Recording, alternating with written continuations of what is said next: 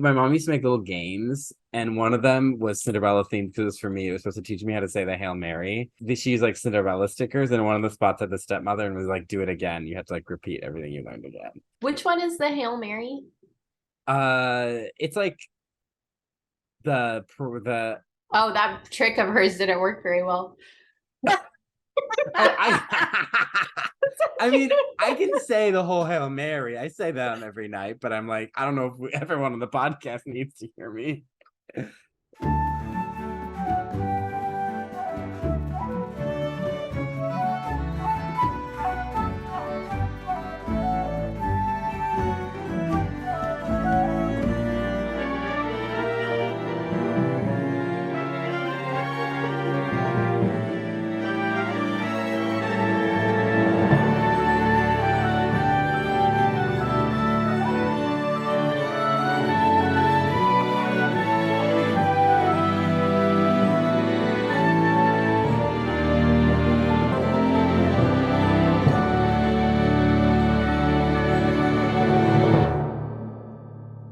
Hello, welcome back to Not My Fantasy, the show where we explore the lore that inspired our favorite and least favorite fantasy films. I'm Cullen.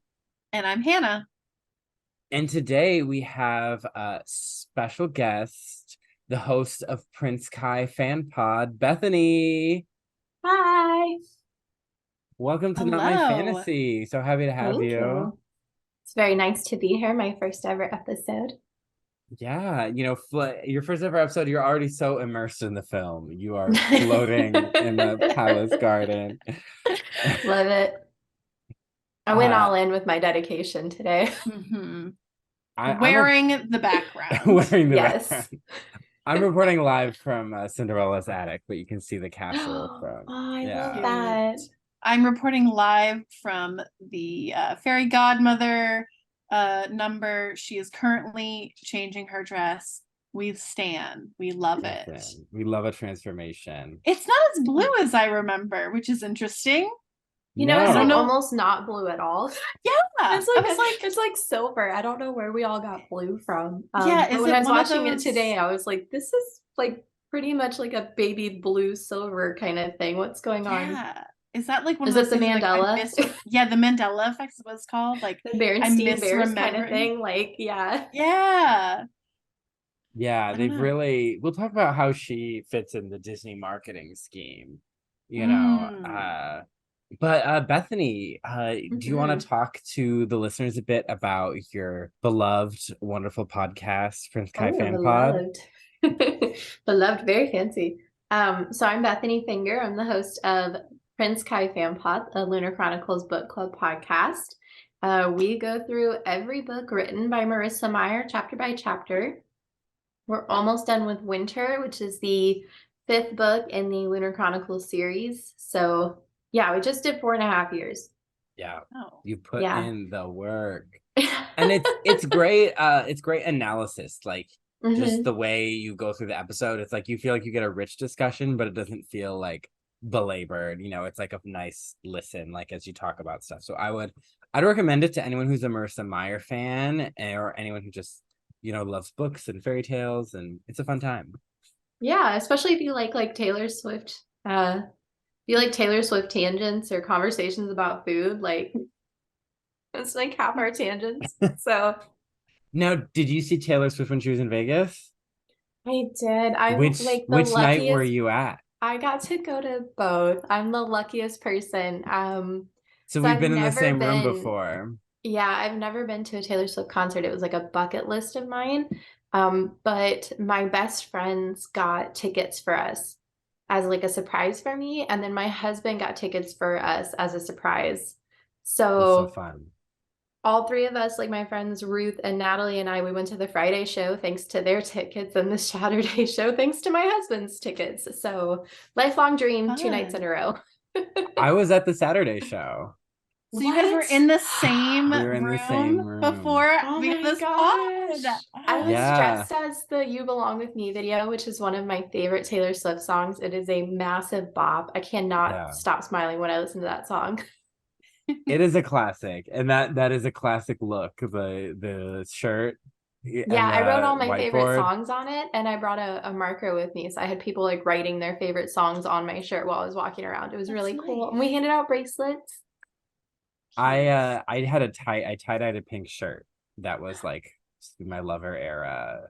I wish I like would have known we could have hung out and like you could have gone to the diner with us because we were like high on endorphins when we got out of there. Like we were not going back to my house and going to bed. So like we went to a place called the Blue Hill Diner and we had like pancakes and bacon and we got back to Ooh. my house at like 5:30 in the morning and we were still like wired. Like we just had all this energy. Yeah, I went with like my cousins and my husband. It was a great time. I could never get my husband to go. Like there's no scenario in which Quentin would go with me to a Taylor Swift concert. But yeah, we're here. You know, you clicked on this title. You know, we're talking about the it girl, the queen of the princesses, the ultimate fairy That tale. bitch. That bitch. She is that girl. She's Cinderella. And we're talking about what someone described as the most financially successful version of one of the most Ooh. universal human stories, which is the 1950 animated Cinderella Walt Disney film. Easily one of the most adapted and retold Oh, fairy yeah. tales. The amount of Cinderella retellings there are, like books, movies, TV shows, like just endless, Endless. I feel like. I thought That's about a doing a great podcast segue. just on Yeah. Cinderellas, but I was I like, mean, you could, like, I could. you could. I don't think I I will could show up on mentally. every episode. Are you kidding? I've Like, read so many of them. but this is the start of a series we're doing on Cinderella lore, kind of like we did mermaids, Greek mythology, Beauty and the Beast. We're talking Cinderella, and this also, there's a lot of history behind the story of Cinderella. So while we could fit all the major Sleeping Beauty lore into one still pretty long episode, we could not do that with Cinderella. No, Cinderella could never. Yeah. So yeah, have we seen this movie before? It's kind of an indie one, so I don't know. An indie one. An indie flick. So I've seen it so many times, and you know what? Today when I turned it on and that music started, I love what's happening right now in front of my face. I'm sorry. He's sipping out of a pumpkin Cinderella carriage like mug. I'm so happy. So casual too. Just so chill about it. As if we were gonna ignore it. Movie. As if no one would notice. But yeah, like even just turning it on today and like the music started and the like classic Disney movie where it used to start with like the credits and then the little book opening and stuff, like my childhood heart was just like so happy. Yeah. So as listeners know, my what's I guess your rotation, your this was not in my rotation, but I have seen this movie. But I don't think I've seen it all the way through as an adult, which is interesting. Like I've caught like bits and pieces here and there. But yeah, it is like, even though it's from the 50s, it is nostalgic. Even though obviously I wasn't a kid in the 50s. Right. But yeah, we watched it for the first time as a kid, most likely. So yeah. And so like I wasn't around during the 50s either. I mean, I'm older than you guys, but I'm not that much older. You look fantastic if you were. Thank you very much. But yeah, so like it is, I do kind of miss movies starting like that, like with the opening credits, like the watercolor credits, and then the music, and then the book opening. Yeah, so I have seen it. Don't worry, listeners. Was there anything like as an adult watching it where you're like, huh? Because there were a few times today where I was like, oh, I don't think childhood Bethany picked up on that. Like the corn, for whatever reason, I remember it being cheese. And then when I was watching it, I was like, that's definitely corn. What was wrong with like 8-year-old Bethany? Like corn though. And it's very not like corn kernel shaped. Like it's kind of ambiguous shape. I always thought it was cheese, and I was watching it today and I was like, damn, they had some money back then, Cinderella. And then I was like, no, they didn't. Like, what's happening? My observation, I'll just kind of quickly read it. And it's not like I don't have necessarily like bad things to say about the movie. It's not that. It was, I kind of thought of something really sinister. That was the word I used. And we'll get to it. It's mostly like the series of events that happens. If those things didn't happen, she would probably still just be a servant. And that made me really sad. And it's just like kind of like a thought experiment that I had, and it kind of made me like crawl in my skin a bit. Oh gosh. I'm nervous. I mean, now I feel like I have to say it, but now I kind of want to keep you in suspense. You know, you got to keep us in suspense. But again, it's not me being like, oh my God, this movie is so anti-feminist or anything like that. It's just like it's a thought experiment. Like if certain things didn't happen, See, I never thought of it as anti-feminist. And I remember the voice actress that plays Cinderella was doing an interview once where someone had like brought up that thought, and she was like, Cinderella never asked for a prince. She asked for a night off and a pretty dress. Relatable. And I was like, that's true. It's a day off. I love that. I'm like, girl works really hard. Let her have a night off. And like, she's always wearing the same clothes. Like, everybody feels nice in new clothes. We all have a moment at Target where we're like, ooh, this shirt, you know? So this shirt, like, exactly. As soon as I like heard that interview, I was like, yeah, you know, we give Cinderella such a hard time about like, she lets the prince come and save her, but Cinderella got herself to that ball. She worked her little tuchus off, and the mice only helped her because she was kind. So, I did not talk about my history with this movie. Yeah, have you seen this, Cullen? I mean, like you said, it's an indie flick. I didn't think so. I don't even know what this doesn't seem up your alley. Yeah. So this starts when I was born. So then the night before I was born, September 1994, my brother and sister were being watched by my Aunt Bridget, who my brother always tormented when they were watching. Not in like an actual tormenting, but just like he was being a little brat, being goofy. And we had this Cinderella book. Let's see, she looks kind of like Ariel in this one. Yeah, a little. And her facial structure. Her friends are little toys, not mice, but my mom would always split it into 2 nights because it was like big, but my brother convinced my aunt to read it all in one night. And so that was the night before I was born. So something about this I think is even bigger than my star sign in how much it's like infused into me. So Cinderella is your star sign. Yeah, I'm a Cinderella before I'm a Libra. And I've heard this story. I don't remember it. Well, this coming story, I definitely don't remember the one before I was born, but we were at this garage sale and they had VHSs. Shout out TBT. And my mom was like, oh, look, it's Cinderella. We should get it. And my sister was like, ew, no, I don't want that. And my mom was like, well, maybe for Cullen. And she gave it to me.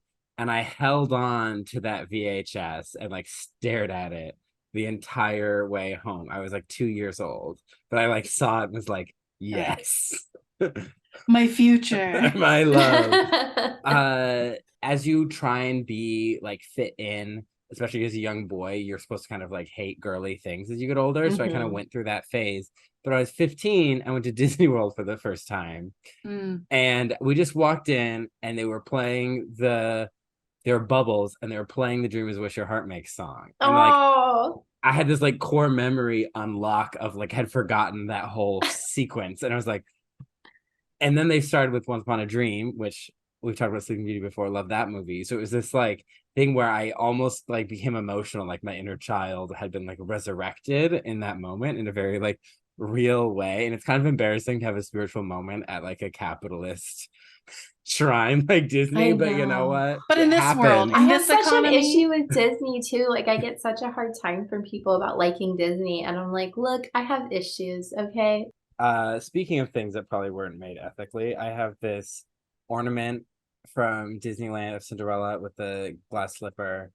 I have 3 Funko Pops. They represent the 3 aspects of my personality unplanned. So I have Archie from Riverdale, I have Pocahontas, and I have Cinderella. And those are the 3 aspects of me. I love that. One of them is a deeply problematic appropriation. No, I was going to say colonizers. I'm representing the colonizer side of that's the nature side. Got it. Yeah. The colors of the wind side. Yeah.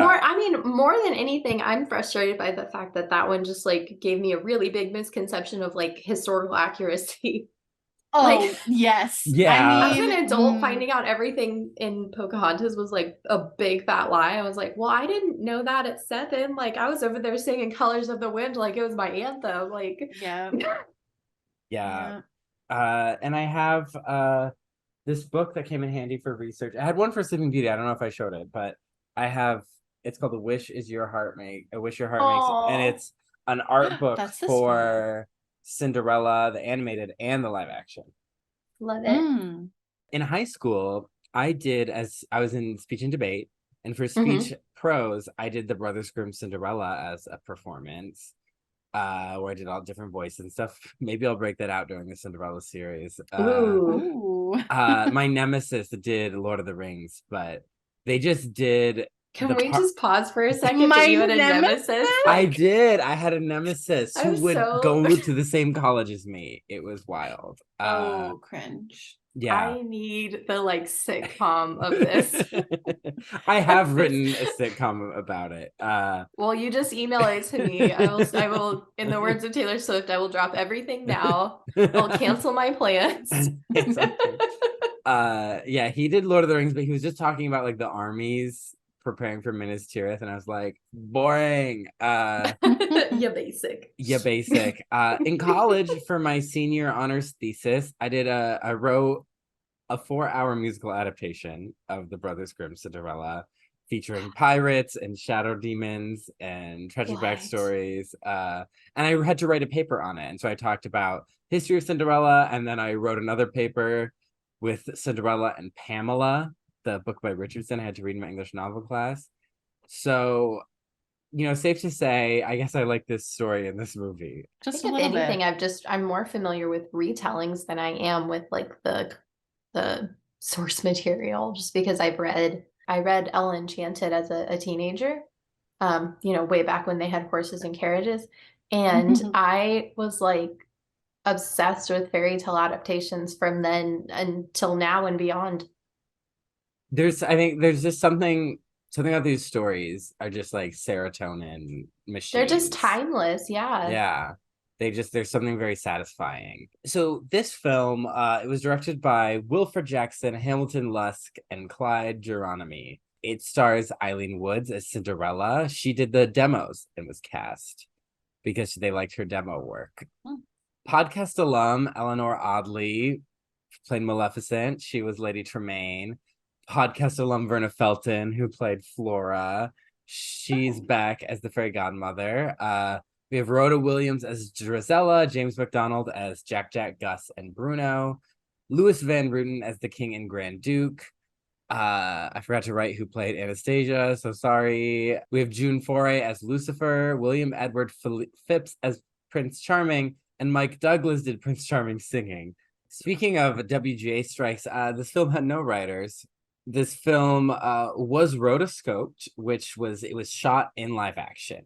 And this was done to save money and make sure that people look realistic. So they shot in live action and used that as inspiration. The animators didn't love it, but Walt was like, we got to.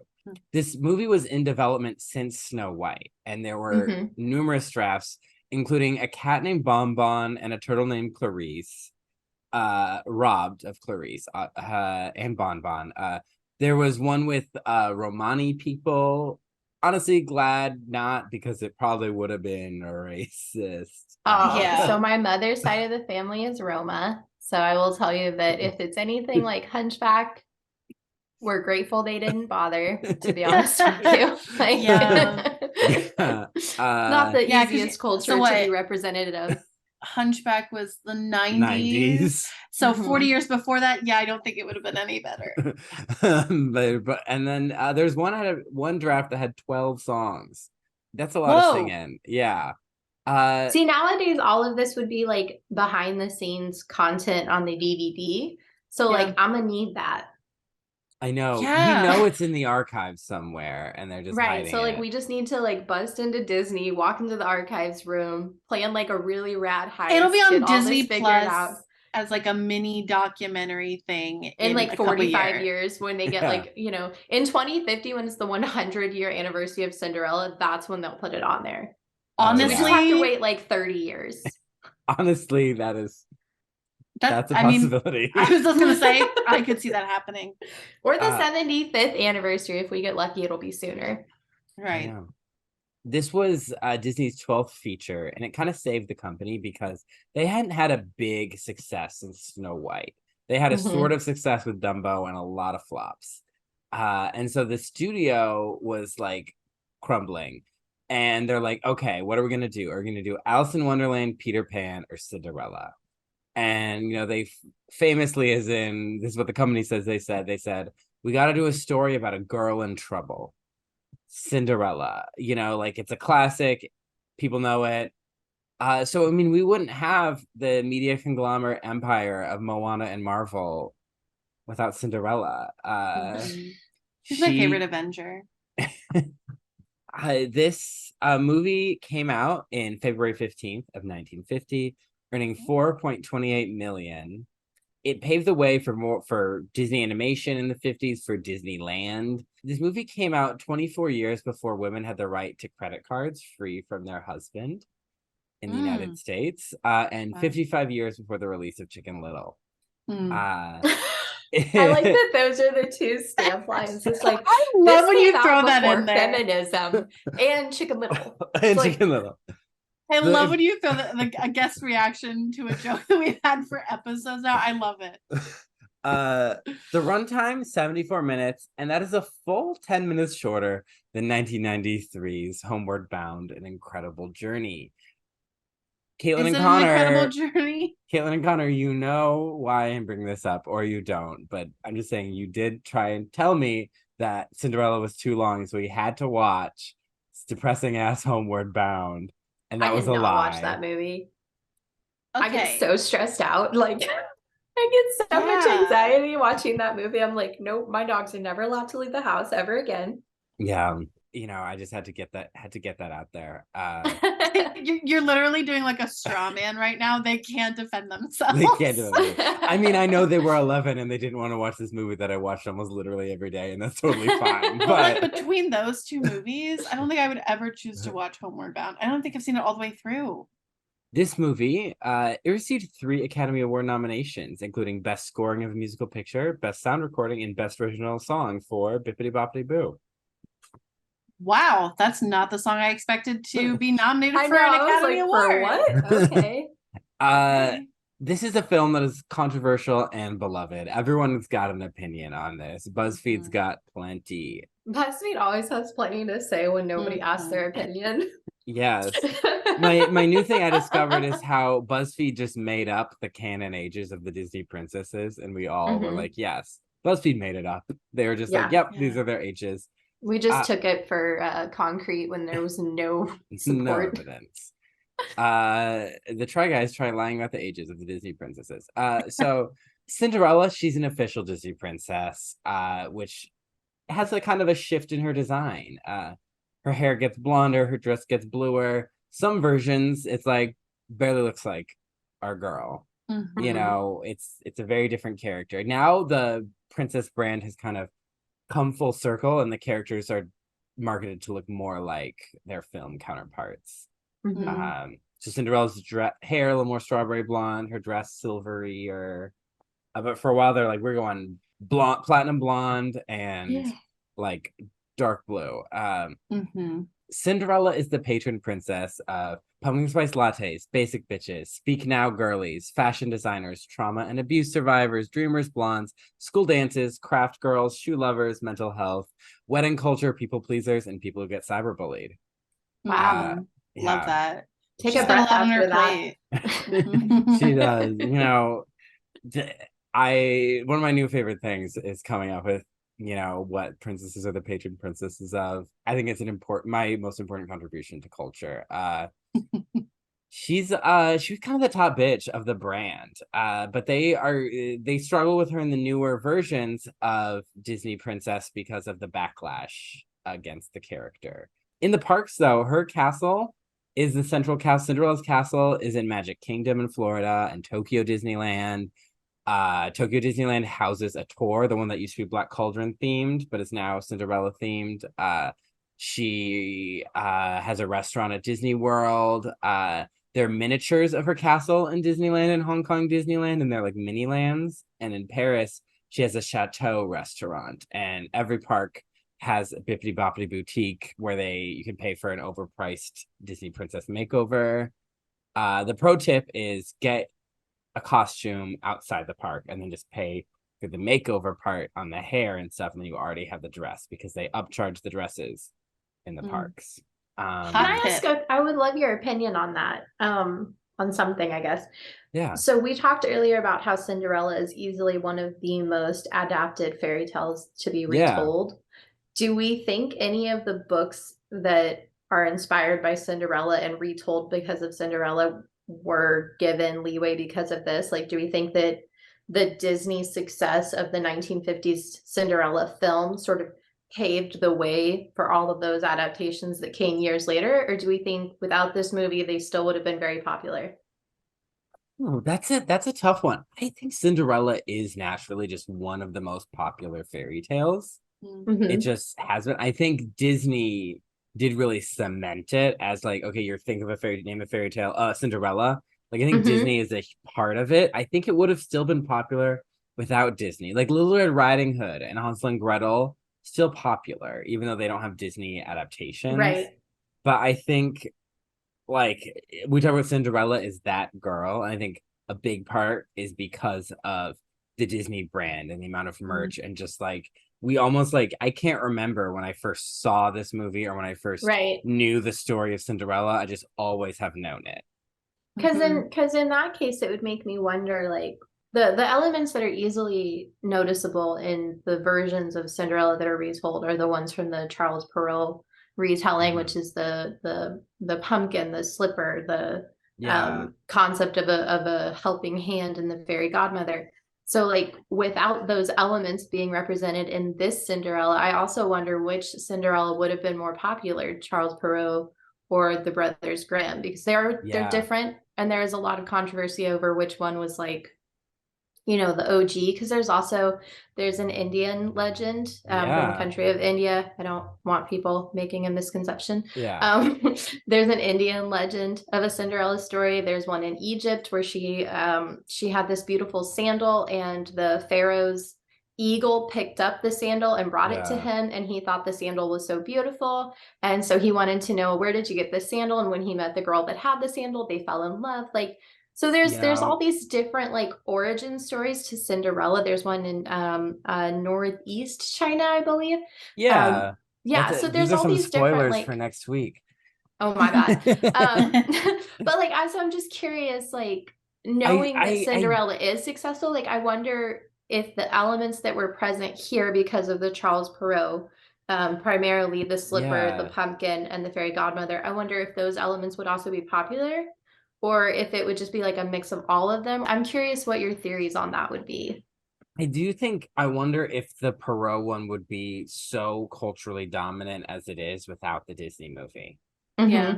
I think it was on its way because Perrault doesn't have the most culturally dominant version of stories, but I think Disney codified it as this is the Cinderella. The Cinderella, yeah. And sort of legitimized it, I guess. You know, and in a way, that's true because I've met her at, the park. She's real. She's real. She's hugged me. She's the only princess that's hugged me because I said she was my hero, and she hugged me because she. Humble brag. Humble brag, but she she inspires me when things get tough. But you can meet her, Prince Charming, the fairy godmother, the mice, the step family. They're all at the parks. She was the most central character in my novel-length Disney fan fiction. I really played up her sassy side, and she was a representative of the goddess Aphrodite trying to save the world. And Prince Charming was like the stuck-up theater kid. And then I'm going to recommend another fanfic, not mine, called The Happiest Place. And it was about the characters living in the parks. And if we got into the lore that it gives, like, we could be here all day because it's so good and so fascinating. But Cinderella is the main character. You can find it on like fanfic.net or AO3. It's amazing. Makes the parks slightly dystopian in this really interesting way. I just highly recommend. Just top tier fanfic. But let's get into our lore section. So this was a lot to research. You Bethany just listed a bunch of different versions of Cinderella, that some of which we will be visiting throughout this series. But so some of my research, I'm going to list some of my sources. Through Grim Reading, I learned about Jessica Martini and Jamie Trenet and their phylogenetics, which is where they use linguistics to kind of track stories like genetics. Just general knowledge of the story. The Fairy Tellers has a lot of Cinderella episodes, as well as the academic article Cinderella Tales and Their Significance by Kristen Friedman. So pulling from a lot of different sources. Cinderella, we're not going to do all of her history today because, again, we'd be here forever. But it is ATU Arne Thompson Uther category type 510A, the persecuted heroine. 510B is the story like Donkey Skin or All Kinds of Fur, which are stories about incest. So those have like an evil father figure as opposed to an evil mother or stepmother. But Cinderella is so big that it even has its own categorization system outside of Arne Thompson Uther. So there's, to so briefly summarize this, there's type A, involving a girl in a magic tree. Type B, involving a girl who goes to some kind of event, like a ball, a church, feast. Type AB, which is combo of both. Yi Shen, the Chinese story that you mentioned earlier, that's an AB. There's type BI, which is like Donkey Skin, which is like incest escape as the setup for going to the ball. And then you have type C, which is boy, magic tree, evil stepmother. So it's a Cinderella, if you will. So that is a very brief look at the categorization of this story. It's just so widespread and it's so many different cultures, and it evolves in different branches and it splits, and then those branches reconnect, and it's this huge web. It's people who study this stuff. It's impossible to trace this story to any time or place. It's just ingrained into humanity. I'm convinced there was a cave woman who had she had a terrible family, but she was lovely. She went to some event, met some guy, and like left something, and he used that to like track her, and they got married. Just like at the local watering hole. Yeah, we're so happy for Grog. And instead Sally. of dropping like her shoe, she like dropped her bucket. Yeah, I'm with you. I'm with you. That's what I think. They're like, we're so happy for Grog Sally. She was so lovely. Her family treated her so badly. Like so happy for her. And that just became like the biggest story in the history of humanity. You know what isn't a Cinderella story though, and you'll see this told to be Cinderella stories, is ATU type 480, the kind and unkind girls. So this usually involves two girls, one who's like spoiled and mean, one who's abused. They usually get supernaturally tested, and the good girl is rewarded with like beauty, riches, a prince, and the bad girl is punished. So some people will market these stories as like, here's a Taiwanese Cinderella story, and it's actually a kind and unkind girl story. But there's like the oppressed sibling, so it reads to us as Cinderella. But as Bethany mentioned, Charles Perrault's Cinderella or the Little Glass Slipper, that is like the version that most people know, especially because it's the one this movie is based off of. We talked about Charlie in Sleeping Beauty, and I think when we talked about Bluebeard and Beauty and the Beast. This man, he wrote his fairy tale book in 1697, The Tales of Mother Goose. He worked for Louis the Sun King. And this man, he's a French aristocrat, so he knows an accessory. He gave Red Riding Hood her red hood. He gave Cinderella her glass slipper. He gave Puss his boots. He gave Sleeping Beauty her spindle and thorn hedge and an 100-year nap. A nap is the best accessory. Yeah. So he knows the power, and those visuals, though, I mean, they are part of what most people associate with Cinderella now. So let's this is a very common story, but because literally every movie we're going to be talking about in this series is based on the Perrault version, let's spend some time with it. So once upon a time, this rich guy loses his wife. He has a lovely daughter who is sweet-natured. She's kind and charming like her mother. He has a new wife who is proud and haughty, and she has two daughters like her. So the stepsisters, super fancy. They love nice things and to dress, and they have luxuries like a body length mirror. Which, speaking of shopping in Target, that's still a luxury today. But they're mean to her. They make her sit in the hearth. She's forced to work, do all the cooking and cleaning, and they call her like cinder bum or cinder ass. So like dusty butt. But there's a younger one who isn't as mean. The younger stepsister, and she calls her Cinderella. And that's where she gets the name. She can't complain because her dad is controlled by his new wife. So he wouldn't listen to her. But even though she's in rags, she's still prettier. And I'm going to quote a tweet, RIP, from Topher Florence. It says, the problem with modern adaptations of Cinderella is that the story is so famous you don't recognize that Cinder is supposed to be a mean nickname. I propose calling her something like Christina or Zoe the Mop Bitch. You know what? I think Zoe the Mop Bitch will catch on. Thank you so much for Florence. Yeah, because people don't realize that like they called her Cinder because she was dirty. Her name was actually Ella. And they called her Cinderella because she was dirty, usually from sleeping in front of the fireplace. She didn't have her own room, and that's where it was warm. So they called her Cinderella.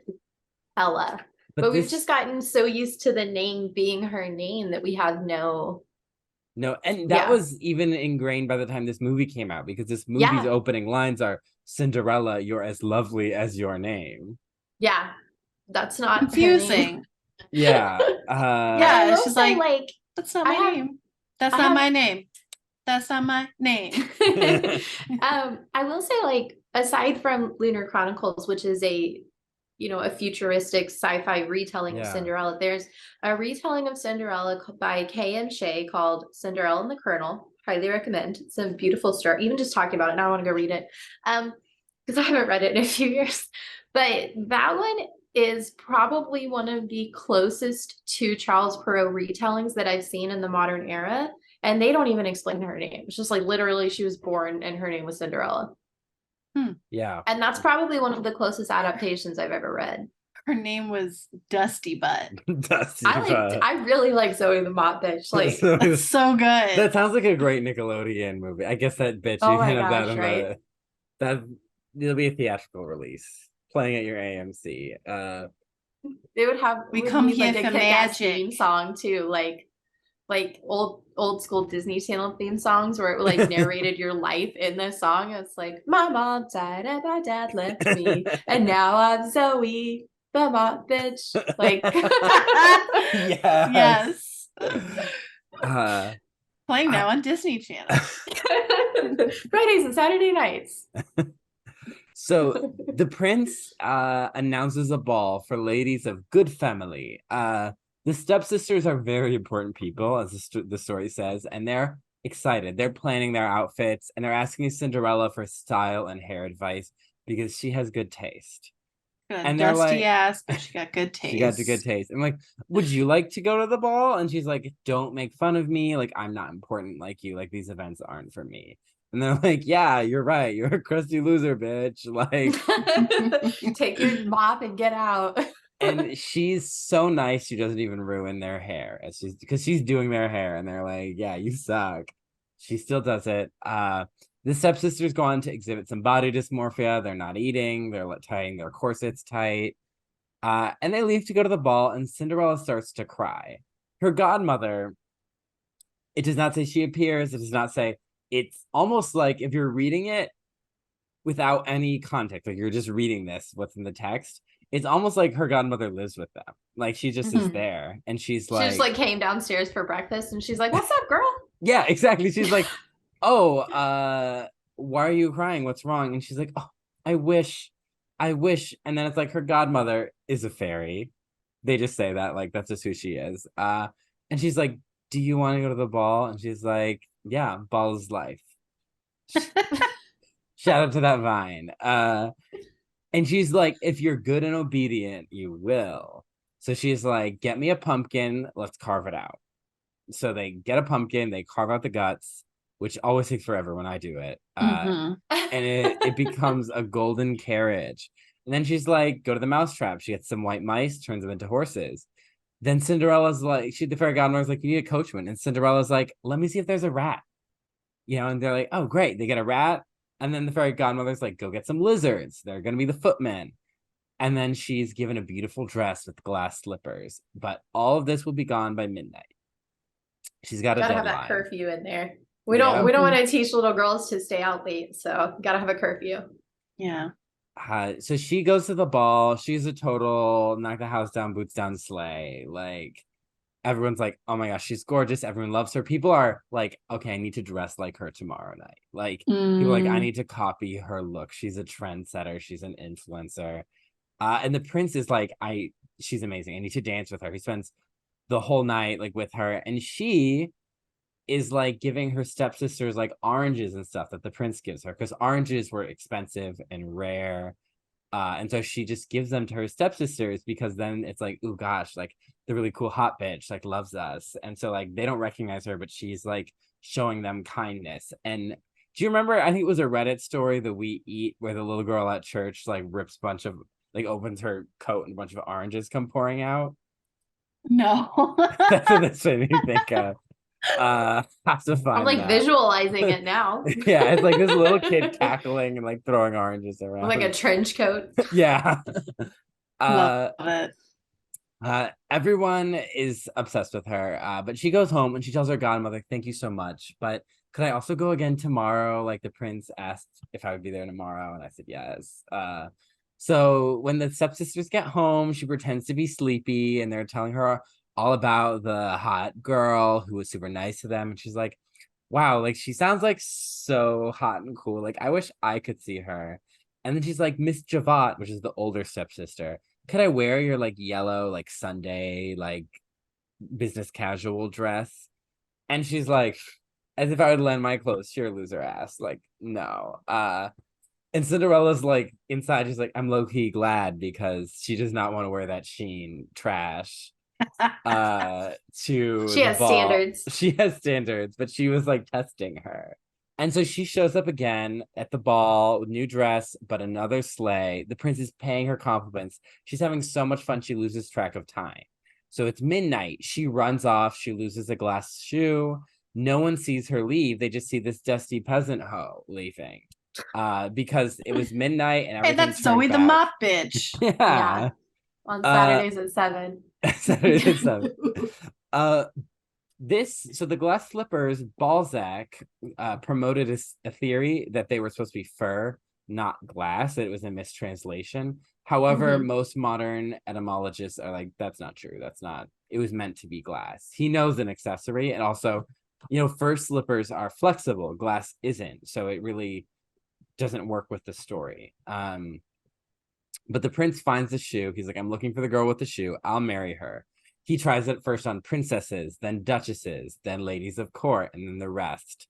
There's a class system here. And the guy, there's a guy who does it for the prince at their house, and the stepsisters are trying it, but their feet are too big. And Cinderella's like, oh, like, maybe I could try. Maybe she does like a Radio Rebel hair pull. Oh my God. And the stepsisters are like roasting her. They're like, oh my gosh. But she tries and it fits her perfectly. Godmother pulls out her wand, turns her back into the beautiful princess. And the stepsisters are like, oh my gosh, we're so sorry. Please forgive us.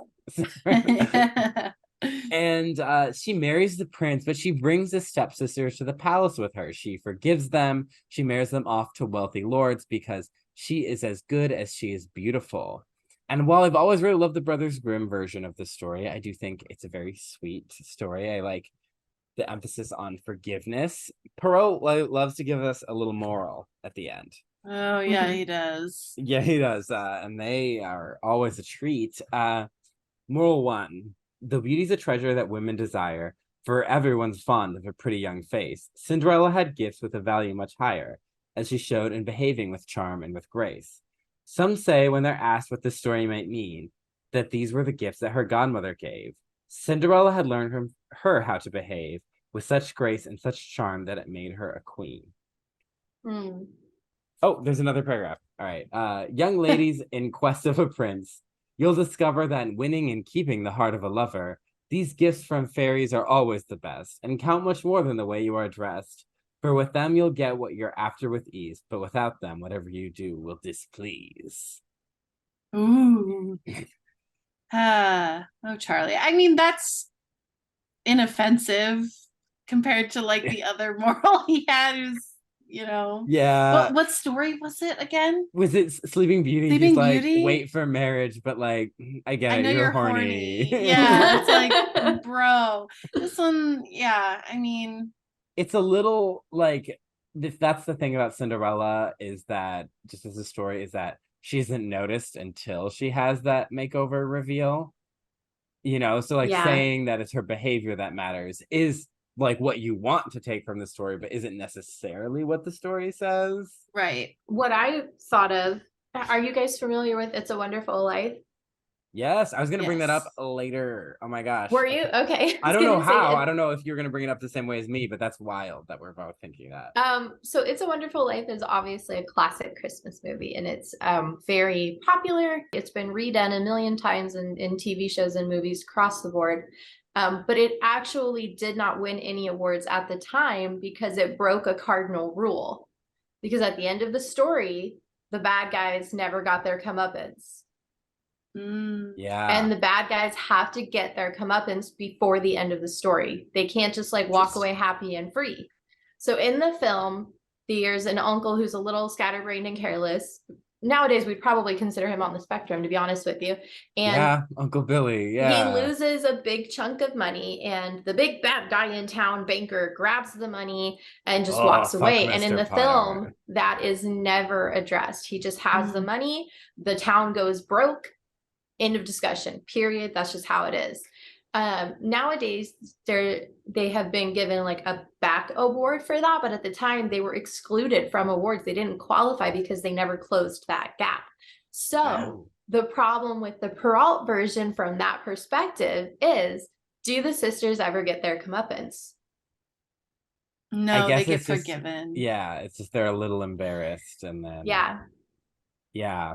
So I always think of that when I consider the Perrault version because I always think of It's a Wonderful Life and how it's this great, wonderful movie with all these morals. But the one moral you should take away from it is actually never addressed because the bad guy just gets away with it. Nobody even knows. Yeah, but that's also very real with how bankers operate in real life. They get away with their crimes. Or just bad guys in general get away with a lot. Like just bad guys get away with all the kinds of stuff. He gives us another moral. You have great advantage, I admit, if you receive from heaven at your birth good breeding, courage, sense, a ready wit, and other things of comparable worth. But that is not enough unless you know how best to use such precious gifts. You need a godfather or godmother to show what you must do in order to succeed. So just the importance of godparents. Interesting. I don't have those. I mean, that's a Catholic practice, which is right? Having godparents. Yeah. I used to call my godmother, my Aunt Anne, I called her my fairy godmother. And so sometimes she'll still sign cards for fairy that's my fairy godmother. That's cute. Oh, I love that. And I was able to retain her because of this weird thing. It comes up again. The Pope canceled my baptism because I was part of this weird thing where they baptized me wrong, I guess. Funny thing about it is it did not feel like there was any personal touch. I was just one of 75 people that was suddenly kicked out of the Catholic Church. And I did get rebaptized, and I had to pick a new godfather, but Anne was still my godmother. You had to pick a new godfather? Oh my goodness. Yeah. Wait, you get to pick your I'm not Catholic, obviously. You get to pick your godparents in Catholicism? Oh, that's fair. If you're a grown-up, you can do whatever you want. Yeah, when you're a baby. I can imagine your mom being like, no, it needs to be this person. Like, I'm 25. So Perrault's version is so ingrained in society. And I guess, godparents are great. And they did play a bigger role, especially in that time period in France, where things were very much about social connection. I would like to just remind us that income inequality is worse in the United States right now than it was at that time in France. But there's another person who wrote a Cinderella story around this time, the Baroness d'Aulnoy. who is the woman who invented the word fairy tale, or the phrase conte de fées, or fairy story. So this famous, she's written a lot of really interesting stories about like marriage. She was involved in multiple like assassination schemes and stuff. Very interesting lady. But her version is called Fenêtre Cendrillon. This is a more literary and less folk story, but I'm going to keep it pretty short. It's very Hansel and Gretel at the beginning. There's a king and queen. They're overthrown. They're broke. So they're trying to lose their daughters in the woods. And Finette, Sorry, what? They're broke, so they're going to like piece out their kids in the woods? Yeah. Oh my God. And it is very much the queen's idea. She wants to do this. So Finette is the youngest, and they call her Finette Auriel, and she's really clever. So she goes to her godmother with the help of this magical horse, and her fairy godmother likes her because she's super nice and sweet, and she gives her like advice on how to get back home. She has two sisters, and they are physically abusive love bombers. So they'll be, when they want something, they're like, oh my God, we love you. And then they'll like physically hit her other times. So she keeps helping them all get back. And the godmother is like, you can't help your sisters get back. But she does, because they're begging and pleading. And so eventually the godmother's like, I'm done helping, you know? So they end up lost in the wilderness. The sisters are dumb and lazy, but Finette's helping them survive. And meanwhile, they steal all the nice things her godmother gave her, all her jewels and dresses and stuff that she had hidden in a sack. So they steal it all and leave her with rocks. And they find this rich house. They're like, we're going to get all dressed up and you're going to be Zoe the Mop Bitch. But it turns out the nice house belongs to these ogres. So there's like all this stuff that the ogres like trying to like, one of them wants to eat them, but they're trying to pretend they don't want to. But Finette tricks the ogre man in a very Gretel kind of way. She's like, oh, can you like help me like light the stove? And then pushes him in. And then when the ogress gets back, she's like, my husband. And they're like, girl, you're rich. Like, take off those bear furs. We'll give you a makeover. You can marry a duke or a marquis. Like, you can do this. And they use the makeover as a chance to like kill her. So like then braid her hair too tight or something. Yeah, they like it's like the way it's translated, I was like, what did they do? But they like basically stab her. Okay. And so then they own this new rich house, but the stepsister or the older sisters they still Cinderella her. And they call her Cendrillon, like Cindery. And she slaves away. And they show up to these balls and are super popular. One day she finds these nice hidden clothes, shows up at the ball, super nice to her sisters, loses her shoe one night because it's really dark and she's running late. Prince Cherie, the crown prince, finds it. And he's lovesick just from the shoe. Not from meeting her, just from the shoe. And he's so sick, he's going to die. And they're like, we need to find the girl who fits it. And the godmother helps her because she doesn't know how to reach him. She fits the slipper. They're like, oh my gosh, you have to marry him. And she's like, I will. But first you got to let me tell my story. And it turns out, as she tells the story, his parents conquered her parents' kingdom. And so she's like, I will marry your son and save him from dying if you give back my parents' kingdom. And apparently they have hundreds of kingdoms they've conquered. So what's one more? She... Or like the Roman Empire or something. They just got like all these kingdoms. They're like, yeah, it's fine. You can have Seattle. It's cool. You can have Seattle. So she marries him, and then she forgives her sisters and puts them into society. And so that's an example of a Cinderella written by a woman. There's a lot more emphasis on her cleverness and, resourcefulness. And both of these show there's an emphasis on the sister relationship as opposed to a stepmother-child dynamic. Right. My take is that Cinderella is connected to the concept of patriarchy, but not in the way that people think. Everyone always says, oh, Cinderella's about waiting for a prince to save you. And that's not really true, as it's more, in my mind, about a competition for resources that was very real and is honestly still real in our country and in many parts of the world, where people feel like there aren't enough resources to go around. So you abuse, you manipulate in order to secure resources for the people you care about. And there's no avenue for escape, for recourse to leave. And that's true of many people in abusive situations. That's especially true in these olden times. I always think of like Fantine and Les Mis. I feel like that's kind of the Cinderella's other option, is to like go work in a factory, be a prostitute. Like she does not. But those things are so much closer to our forefront than I think people realize. Like I mentioned before, like I'm Roma on one side of my family and I'm Jewish on the other, and that's because there was this thing called the Holocaust, and they didn't like Jews and they didn't like Roma, and my family had arranged marriages, and they brought everybody to the United States. That wasn't like an I love you thing. That was, like you said, it was a combination of resources for survival. And that was only like 70 years ago. So I think people sort of look at this stuff in a pyroscope when actually it's not that far off from our current day society, or even just a couple generations back. And it's interesting to look at it and say like, oh, she waited for a prince to save her. Because I mentioned before that I don't agree with that tagline. But women actually weren't given a lot of choices in the matter. We kind of sort of were told to wait. And that's not Cinderella's fault. That's the system that we were born into. That's the patriarchy that we grew up in. So yeah, 300 years ago, what else was her option? She was either a maid and then she would get married off. So at least this way she married a prince, because her stepmom, who was she going to marry her off to? Yeah. Not a good person, one, right? She was probably going to keep her as her servant. Well, I was going to say, or she was going to marry her off to like a cook or something. And then that guy would also be stuck working for them. Right. True. Yeah. There's just like more advantages, right? Like it's always advantageous to whomever is in control in that moment. So, I mean, personally, like I get what people are saying, but I don't agree with it. Cause I don't think she asked for a prince. She just wanted a night off in a pretty dress. But I think it's interesting to look at all of this from the scope of someone in 2023 who has the privilege of saying, oh, she waited for a prince to save her. Whereas if you look at it from the scope of when it was written and when it was, you know, sort of time capsuled, she wasn't given other options in her patriarchal society. That's not Cinderella's fault.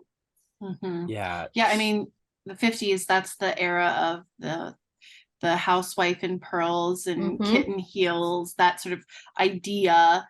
Yeah. And then the other is, you know, working moms in the city, you know, right after the war, you know, trying to find jobs because they've been kicked back out of the factories because the men came back. And so, and this kind of actually gets into, and I'll talk about it a little bit later too, is like the sinister feeling I got from this movie is there's a series of events that happens to her in this movie that if they didn't happen, she would be in a very different position. And it's because of the society she's in that situation. And that's what was so sinister about it. I was like, oh, she doesn't have rights. No, she doesn't have any leeway. Yeah, she has no privilege. She has no say in what's happening. And people, and so this was the thing, is like my inclination or my first instinct was to be like, wow, she's so passive.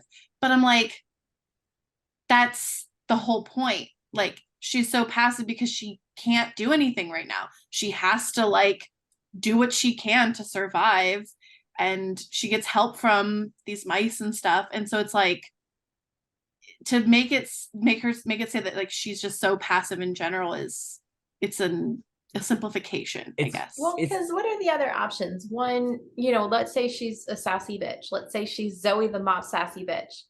She's not going to get treated any better. If anything, she's going to get treated worse. Sticking up for herself is not going to do her any favors in this home life that she has. Not to mention the fact, you know how emotionally exhausting it is to stick up for yourself? As someone who got bullied in high school, like it is much easier to just like fly under the radar and turn the other cheek and all that stuff. Because honestly, it's a lot of work on the person who's not passive to constantly be fighting that narrative. And I'm not saying that we should all just like let bad things happen to us, but like she's doing what she can to survive. It's easier for her if she just says, yes, stepmother, than if she causes a fight where at the end of the day, she's probably still going to have to do all that work. And now she's just also pissed off about it. Yeah, there's this victim blame me undercurrent to a lot of it, because this day-to-day fight for survival is still the lived reality of many women across the world and in our own country. You know, that like you just have legal, like the reality is like even if the letter of the law implies that women have all the same legal rights as men, there's the reality of how that happens. And I mean, I'm a man, so I can't be like, hi, here's my definitive answer on feminism. But it's like this, so many people don't have places to go and resources based on location, based on income bracket, based on all these things. And especially, I mean, this movie came out, I pointed out before, women could have credit cards across the country, and this movie and the story was before like women had any legal rights at all. Like own property in a lot of could even areas. own themselves. Like they were sold as property. It was like, you get 2 goats and my daughter kind of thing. Yeah, and exactly. You know what's really interesting is all these people who are like, Cinderella was too passive. I would love to know their like day-to-day interactions that they have. Like, do they never have a boss that they don't like? Did they never have a teacher in high school that they had a problem with? Like, were they constantly sticking up for themselves 24/7? Or were they like, you know what, this is minimum wage and you suck. When Hardee's is closed, I'm out. You know, like I really, these people that are like, oh, she's so passive. Like, I want to know what you're doing in your life that like makes you better. Because I watched this movie and I'm like, she's so relatable. Because I think we forget because of the Disney princess branding. Yeah. And the brand, I think there's a lot of very valid criticisms of that branding, and especially how it markets her. But I think you forget that like when you watch this movie, she has sweetness and light, but she isn't all sweetness and light. No. She has some piss and vinegar in times where she's like, oh my gosh, like she's literally just like, this bitch. Okay, like I'm just dealing with it. Easily the worst thing Cinderella does in this entire movie is when she gets mad at Bruno and Lucifer smacked him in the face. Like that's the worst thing she does in this entire movie. If you ask me personally, she's like, Bruno. I'm like, no, Lucifer attacked him. Go see if he's okay. Like, but so she does have like some moments where I'm like, but I think you're right. Like she has her small victories and she does what she can. But I genuinely, I would love these people that are so hating on her. Like if she wasn't passive, where would that put her? Without a job and on the street. Well, what kind of job is she going to get in 1724 on the job, like in the street? Yeah. As someone with no legal rights, like no legal rights. She's got no paperwork. She's got no dowry, no money, no experience. She's got no training, no credentials, no credibility. She's just legit like, well, I used to be a lady and then my stepmom made me clean the house for a few years. Like, what's she gonna do? Well, I guess we're gonna find out what she's gonna do, because let's talk about the story of this movie. So this has a classic Disney storybook opening. Well, we first have the credit song, Cinderella, that describes her as a sunset in a frame. They were really trying to find a rhyme with name there. We get this storybook opening. We talk about this kingdom rich in romance and tradition. We talk about this girl whose father dies after he marries again. She has a stepmother whose jealous side is revealed after the death of Cinderella's father, and you see her mourning her father's death. She's pretty young. She looks to be like 10, 11, and it says she is abused and humiliated, forced to be a servant in her own home, which is dilapidated because all the money is going to the stepsisters, who are described as awkward, and I'm like, wow. And vain. Vain. Yet she remains ever gentle and kind and finds hope every day that someday her dreams of happiness will come true. See, nothing about a prince. Nothing about a prince. They do just be dreaming of happiness. They do keep it very vague. Like she is not an Ariel with like, I want to walk. She has a very so like, I got plans. She's just like, someday it would be nice if I didn't live like this. And that's like all she does. In the French translation, I know this because when I took French, I used to watch Disney songs in French. They do make the song explicitly about love. So it's always interesting to see how they translate things. But we meet our heroine. She's woken up by her bird friends. She does not want to be woken up. Opening, she's relatable. She's like, oh, and she's playful with them. She's like flicking them a bit. She said, "Oh, I was having a lovely dream, but I won't tell because you can't tell a wish. I'll never tell." And dream is a wish your heart makes. So we get our opening number. What does she want? It's not quite clear. But is wanting to not be abused and live in a big castle with a rich hot guy really that bad if that's what she explicitly said that she wanted? Yeah. I think one of the things that this going back to like the sinister undertone that I got from this movie, I really love that word choice. I'm sorry. Every time you say sinister, I'm like, ooh, it's so wicked. Because like it again, like, yes, her want is really vague, but like, can she imagine anything else? Like, it's that terrible for her that she's like, I just want to relax. You know? Also, she doesn't live in a world where she's given other things to imagine. Women at that time, your job was to get married and get a baby in you. Well, even what regardless else was she going to imagine? Regardless of that, she probably doesn't leave the house. Yeah. So like, she's just she doesn't know the latest fashion trends. She doesn't know what the new albums are. Well, like, I can tell you that she didn't know the latest fashion trends. Her redoing that dress, girl. That's too many bows. I know. She pulled out that dress. I was like, ooh, why were you guys worried? I would have left it the way it was before, honestly. But like, yeah, Cinderella, let's go. You can sit in the back. Yeah. But yeah, so like, that's why it's sinister. It's like, she doesn't have anything else to imagine. So it's like, I get it. You know, I mean, it is compared to like Sleeping Beauty, which we've talked, it had like such a very like whimsical origin story, and the thing is, Cinderella's origin story is very realistic and mundane, and I think that kind of adds. That's why people don't like it. They're like, oh, we don't go to stories for realism. We want escapism. Well, I think maybe people don't want to think about this movie more than just like, oh, it's a princess movie, because there are a lot of underpinnings of like, this is actually a reflection of society and women's place in society, and you know, and their role and the expectations and their options and their choices, and and you know, like homes. That's the power of this story, is it touches on things that touch on fundamental aspects of our society. But you know, she has really cute animal friends. She does. Bruno does not get the credit he deserves. That poor dog. I'm like, she doesn't deserve him.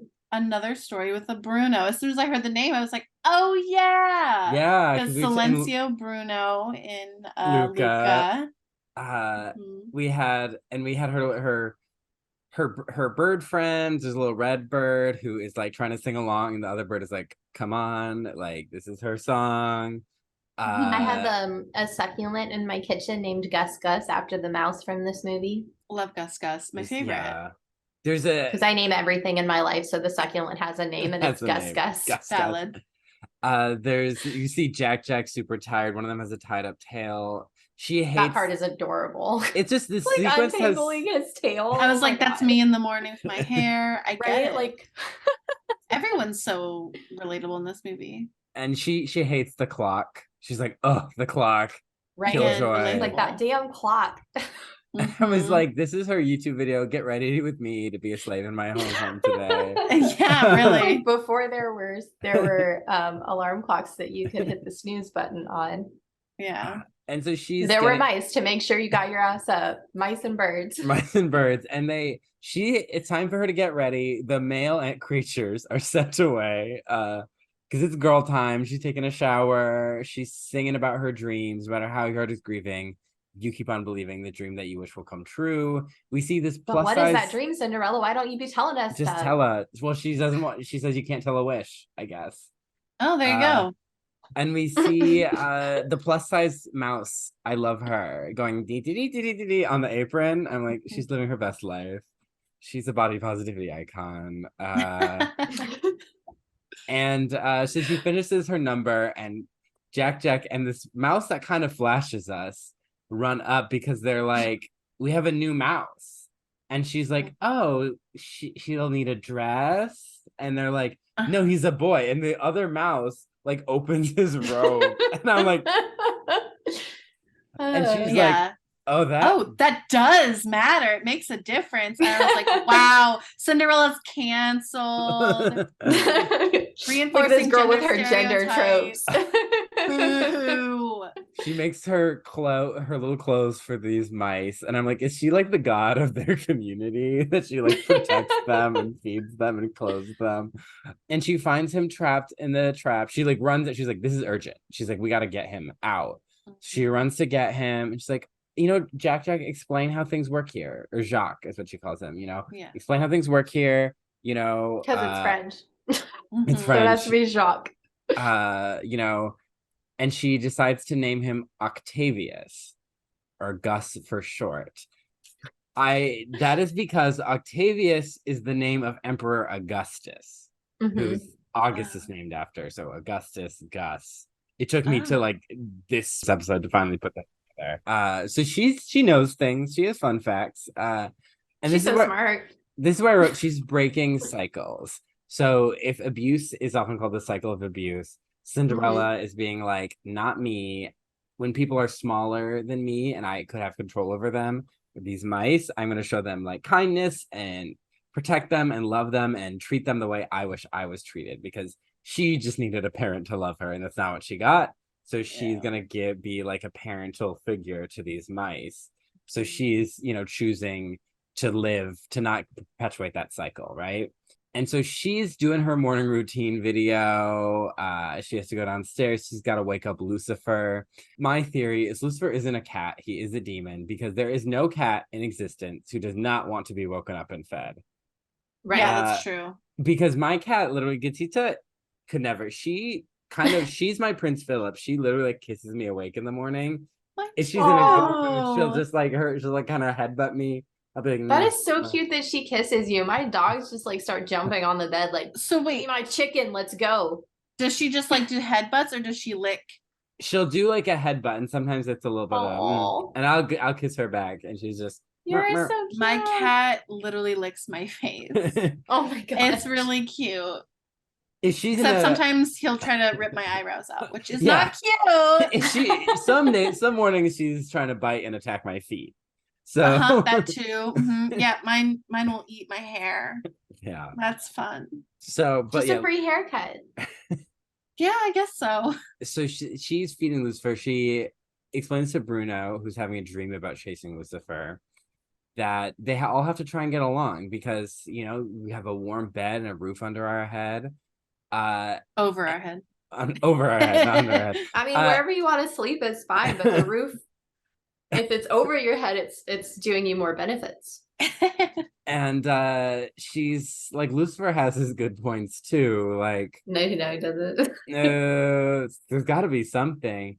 And then Lucifer is a little brat and swipes Bruno and then pretends to be the victim. And then Bruno gets sent outside and he looks so sad. And Cinderella like snaps at him. I will never forgive her for that moment. You're like, I'm holding this against you. I'm like, I just want to give Bruno a hug and take him home. Like, of all people in this house, she should recognize when someone is manipulating to get someone else in trouble. Yes. She should, yeah. She's like, we all need to try and get along. And it does, I never really thought of it this way, in that like her and Bruno were in this house before all these other people. Right? Like they go way back. They go back to her like babyhood, and she's gonna take Lucifer's side. He's named after the devil. Like he's not literally. A good guy. I think he is the devil. I think the devil was like, I just want to spend. I'm bored. I'm gonna go fuck with Cinderella. Yeah, the devil left Georgia to go to France. Yeah, he's like, I'm gonna spend 13 years as a cat for this mean bitch. That's why the guillotine happened, because the devil was there. There you go. It was like, I have an idea, you guys, for how we can kill people. So this is where we get the mice antics. We get a little bit of a Tom and Jerry situation. They're distracting Lucifer while Cinderella is feeding the chickens, a goose and a horse. Old Major is the horse's name. Jacques acts as the bait, but they're trying to get the corn, and but the chickens are taking the corn, and Gus has to say "Rekarizi cluck cluck." Love that iconic line. And she's like, took me my whole childhood to figure out what the hell he was saying. And he gets the corn, but he's greedy. He's carrying too much. He keeps dropping it, and then he's in danger. And then he's climbing up into the teacup to hide. We get some more Tom and Jerry as Cinderella's moving around the teacups because now her family's calling on their little Downton Abbey servant bells. And Cinderella, and she's like, I'm coming. She's not like coming. She's like, ugh, I'm coming. Like, yeah, but can we talk about those harmonies? That last bell, Cinderella, and they all harmonize together. It's beautiful. That's music lesson. That was one of their music lessons. So like, that was one of the successful music lessons. The one we heard was not great. Not going well. And The one real cat moment though is when Lucifer thinks he's about to uncover Gus Gus. He makes this face of like ah, and it's like I see Gitty to make that face when she's playing, just like ah, like so. Cinderella has some badass skills, by the way, rocking those trays on her head and her hands. Like I was a waitress for 10 years and I could never. Like I would have been stacking all of that stuff on my fingers and my hands, and then like divvying up when I got to each room. Like nothing is going on my head. Even with all this hair, like it's not sturdy enough up there. No, she must have had that book training. Where I was just gonna say the book, right? Yeah, because she was supposed to be a lady, and then it was taken away from her. Yeah, what are they called? The tutors that come and train governess. The governess. Yes, the governess teaching her to balance that book. Unfortunately, came in handy in this situation. So I was gonna try with my phone, but it's also blending into the background. Do you I see this? that you're like my headphone thing is see it. Oh my gosh! It's there. Oh, let's see how long I can have the book on my head. So Gus Gus in the teacup, and the stepsisters freak out because they think she's playing a prank. There's a huge old mouse. And Lucifer grabs him and she's like, Lucifer, let him go. And Lucifer's like, nah, and she lifts him up to free Gus Gus. So she'll take Lucifer to task, but then this is where she's called in to Lady Tremaine, and the stepsisters are like, you're gonna get it. And this scene is so scary. So she steps in and you have like the shadow of the window panes on her, like she's in jail. And you just see the stepmother deep in her bed. There's some huge beds in this movie. And she's glaring at her and she's like, it seems like we have time for vicious practical jokes. So she has these, she's like, do this again. Like, she's like, clean all the tapestries again. Tapestries aren't easy to clean. She's like, the windows and the draperies, and she just keeps piling. And Cinderella's like, you don't really think I did this? And she's like, nope. And girl's stressed, depressed, powerless. She has to do all this.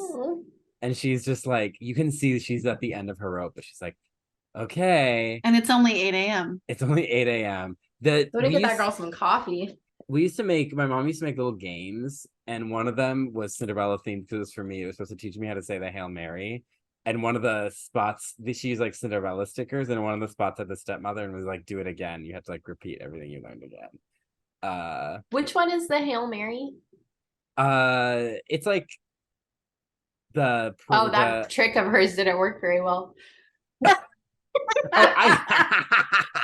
I mean, I can say the whole Hail Mary. I say that on every night, but I'm like, I don't know if everyone on the podcast needs to hear me. Oh no, I was just trying to figure out because there's a lot of like basic prayers. Hail Mary is one of the foundational ones because it's in the rosary, so it's a combo of some Bible references and some medieval stuff, but it's just kind of like it's like the typical invoking Mary prayer, and it's also like in football, like your last minute play is called the Hail Mary. Yeah, I used to play that all the time when I would play like the football game with my dad, the video game specifically, and my dad would be so mad because the only play I would do, I'm on offense, this is what I'm doing, this is how I know how to execute, that's it, and I still lost.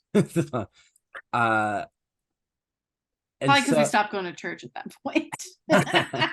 This was your comeuppance, as you no longer get to win at the video game. Yeah, that'll teach you.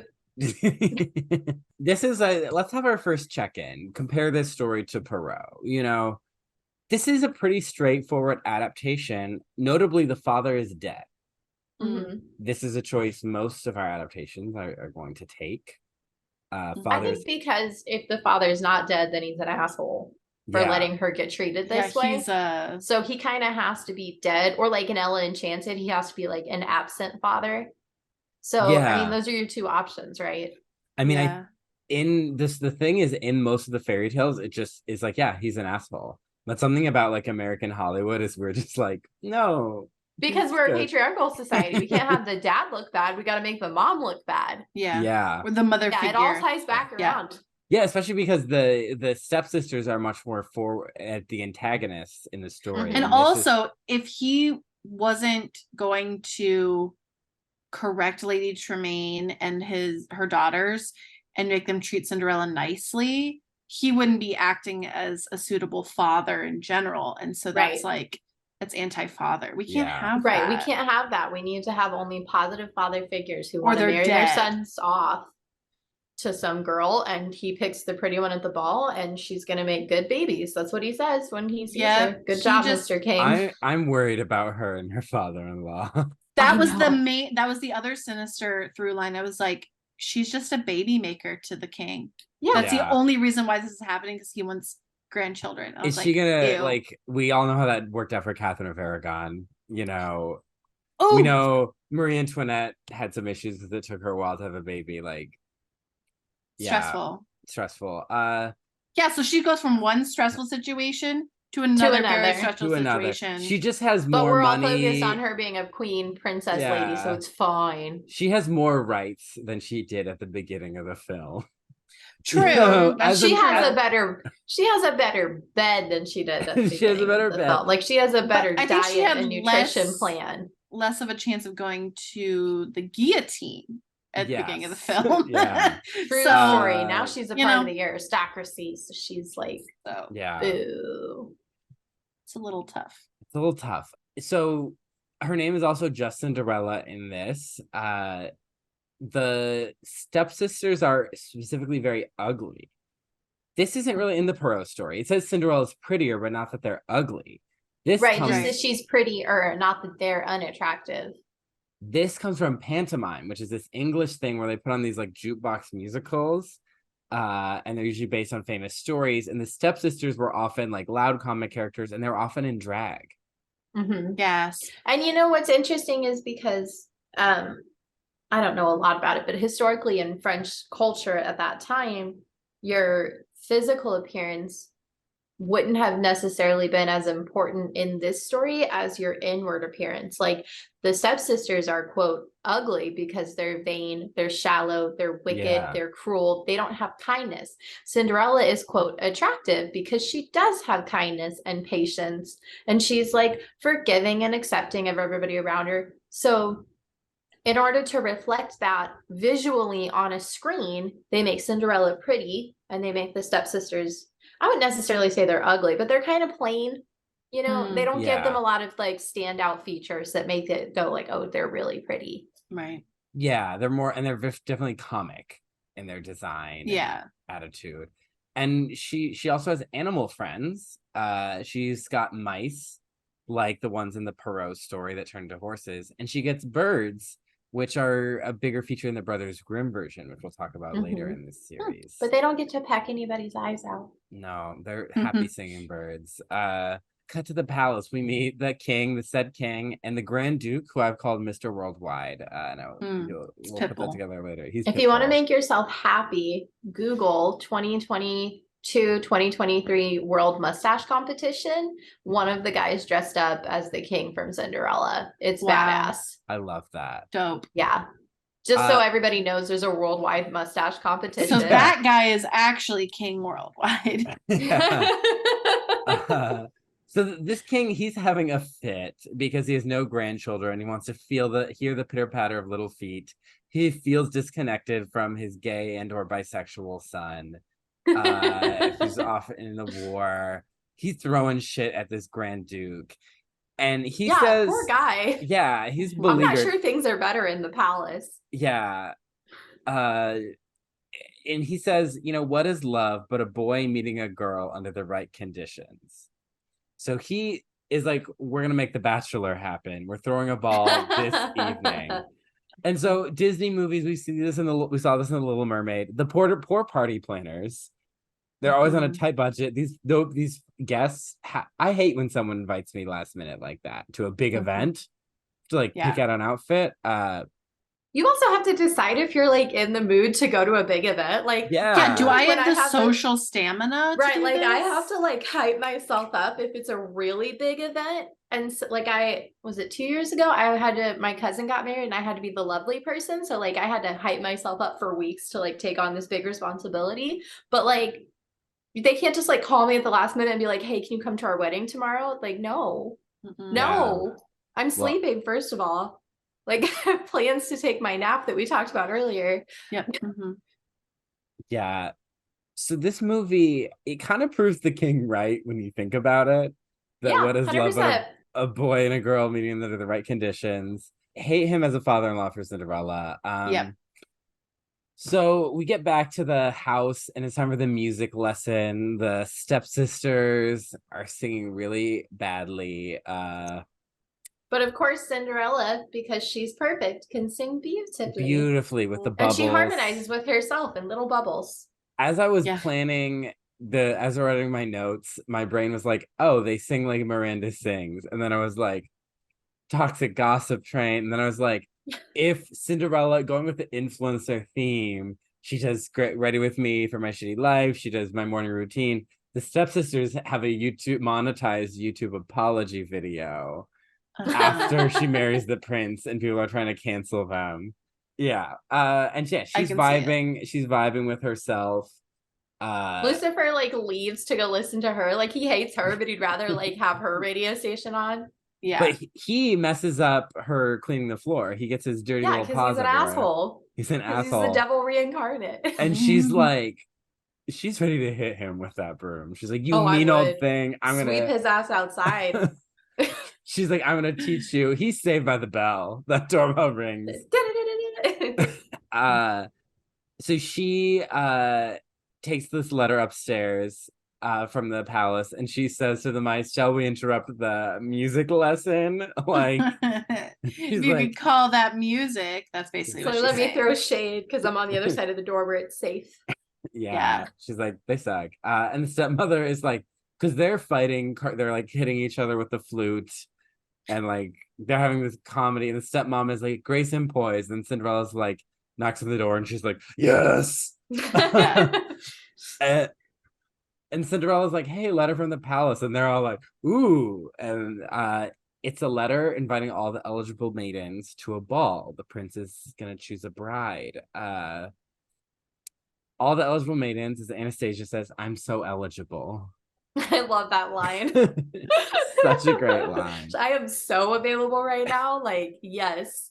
Call me, text me, drop into my DMs. Like, we're good. We're good. And Cinderella's like, oh, that means I can go too. And they're like, your highness, can you hold my broom? They're roasting her. Her my mop, Zoe. Saturdays at 6 p.m., 7 p.m. Central. The new DCOM. And you're watching Disney Channel. Yeah. And she's like, well, why not? It says all eligible maidens. And you can see Lady Trudeau's face of like, why is she still in here? She dropped off the letter. Like, why does she have to be here while we're reading it? Like, go away. Yeah. Yeah. Like, don't you have chores to do? My goodness. Right? Like, that floor is not going to mop itself. And this is where I'm going to say Cinderella is a queer icon. I say this about every Disney princess, I feel like. But so Cinderella, in this moment, her thing is like, why am I not considered a person? Why can't I be part of society? Am I like, for no reason, for nothing I've done, you just consider me like subhuman and you don't want to include me. But this letter says everyone, and I'm an everyone.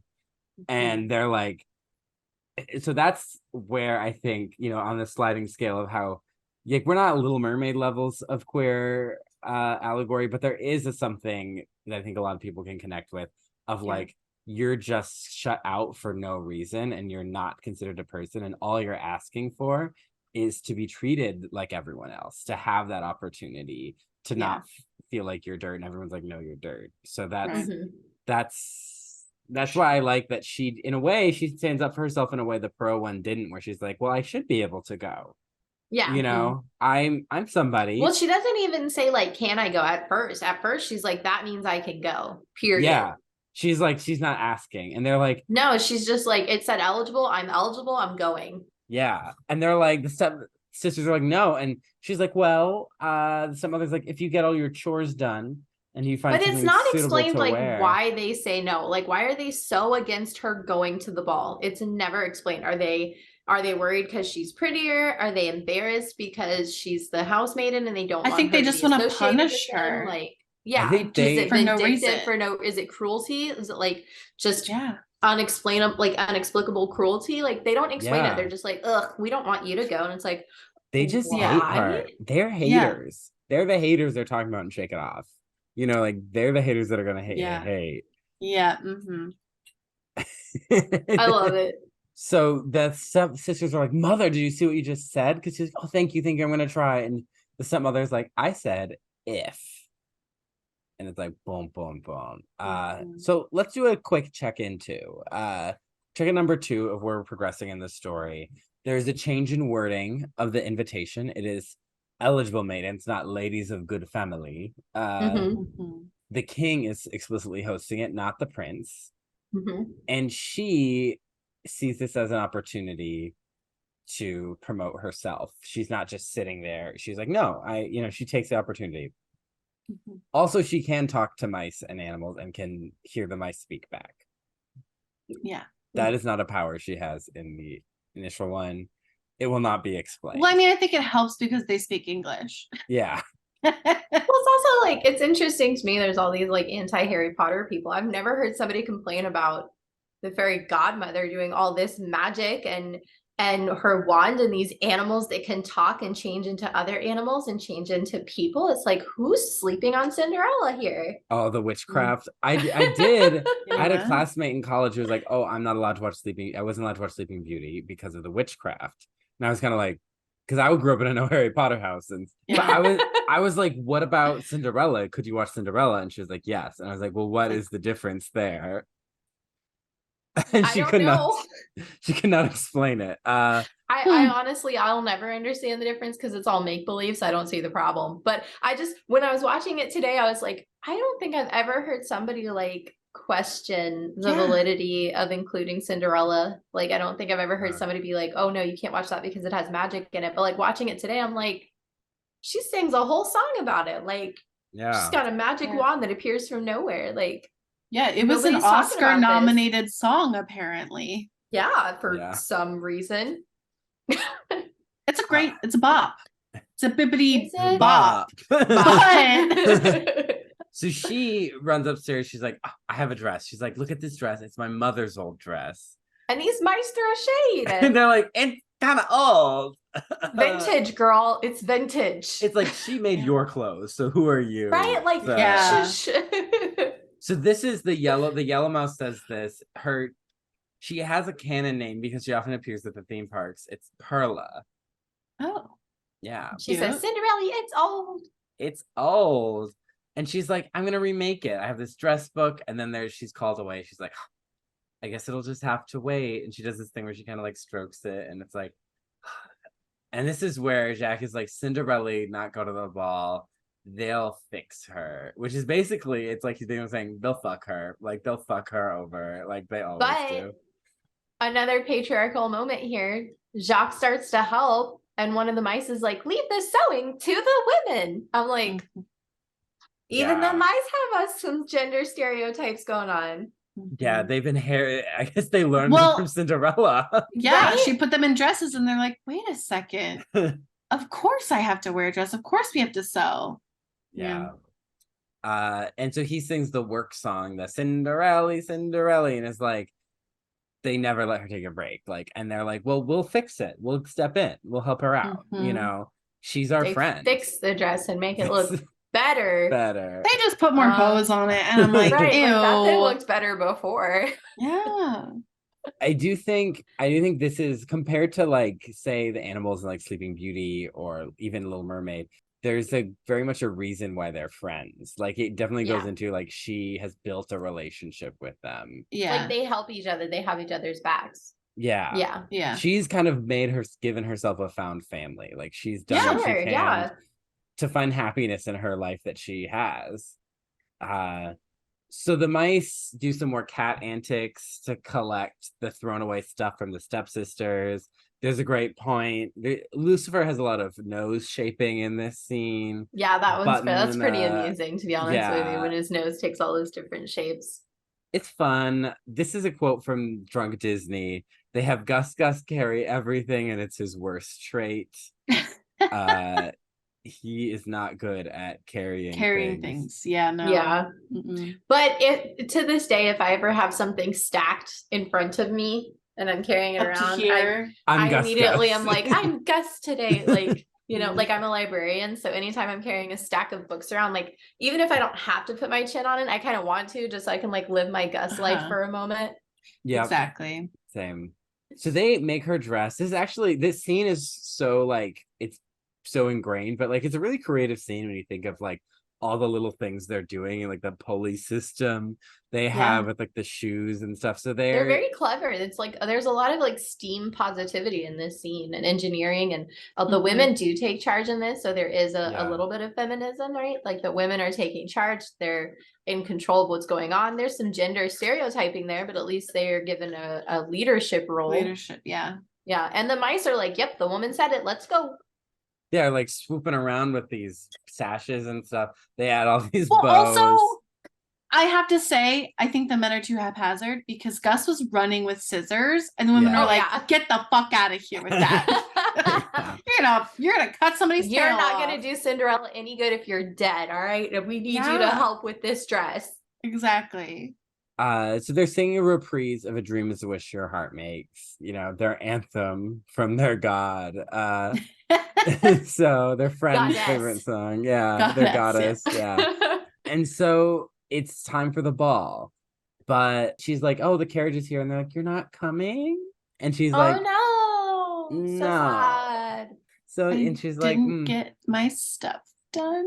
And my dress is garbage. My dress is garbage. And she's have just a lovely time at the ball, you stupid bitches. She's like her whole thing is like she doesn't want them to see she's upset. Like she's like, yep. And then she goes upstairs and she's like, oh, of course there'll be other times. She's like, of course. And then she gets upstairs. She's like, what is it's just boring. And she's like, it would have been so wonderful. And then we get this scene where they open the dress or like they do a big reveal. They like it's beautiful. It's extreme home makeover. They were very like dramatic about it. I loved it. They had like some good stage quality and presentation going on. Move that bus. They show the dress and it's like Gus, happy birthday. What a doofus. And I love it. And she's like, oh, you made the dress. Like, thank you. Like, she's so grateful. They just love each other. They're besties. But she runs down. She's like, wait for me. And they're like, excuse me. And the stepmother this is her peak manipulative moment. She's like, oh yeah, I never go back on my word. And you see Cinderella like kind of recoil. And she moves back. She's like, whoa, what the fuck does that mean, girl? And it gives the sense that this is abuse that has happened before. Like she knows what is happening. This is a trauma response. Yeah, because this is probably one of the most traumatic scenes in a Disney movie.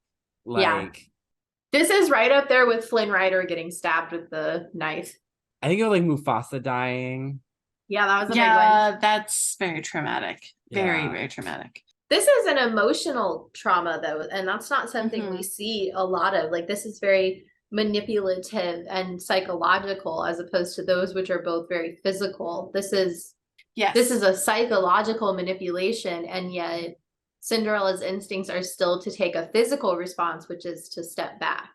And because something physical, there is a physical element because she points out, oh, like you took this leftover like trash from the stepsisters. We're like, oh, that's mine, you little thief. No, she doesn't even say it. She's like, these pearls give it such a good touch. Don't you think so, Josella? It's like so pretty. And she's like, I don't. And then she's like, wait. She is true to her word. She didn't go back on her word. She just was like pointing, basically. And she's like, and they call her an ingrate. They're calling her all these names. The way it's shot, as they're like literally ripping her shot. They rip her dress, and it becomes physically violent. It's like first like a manipulation, and then like a physical and the stepmom assault. stands there the whole time. And then did you guys pay attention to her verbiage when it was over? I won't have you upsetting yourselves. It's like, I don't want you guys to get upset about what's going down. Gaslighting. Peace out, Cinderella. Yeah, she's like, good night. And Cinderella's just standing there in the shreds of this gift from her friends / her mother's dress. Yeah. And it's all torn up and she's like, and maybe that's when she could have stopped being passive, because like I'd be throwing hands at that point. Like, this is my mom's dress. I think it definitely gives the reality that like this has been a reality of her life for so long that she's almost like trained to just be terrified of them. Yeah.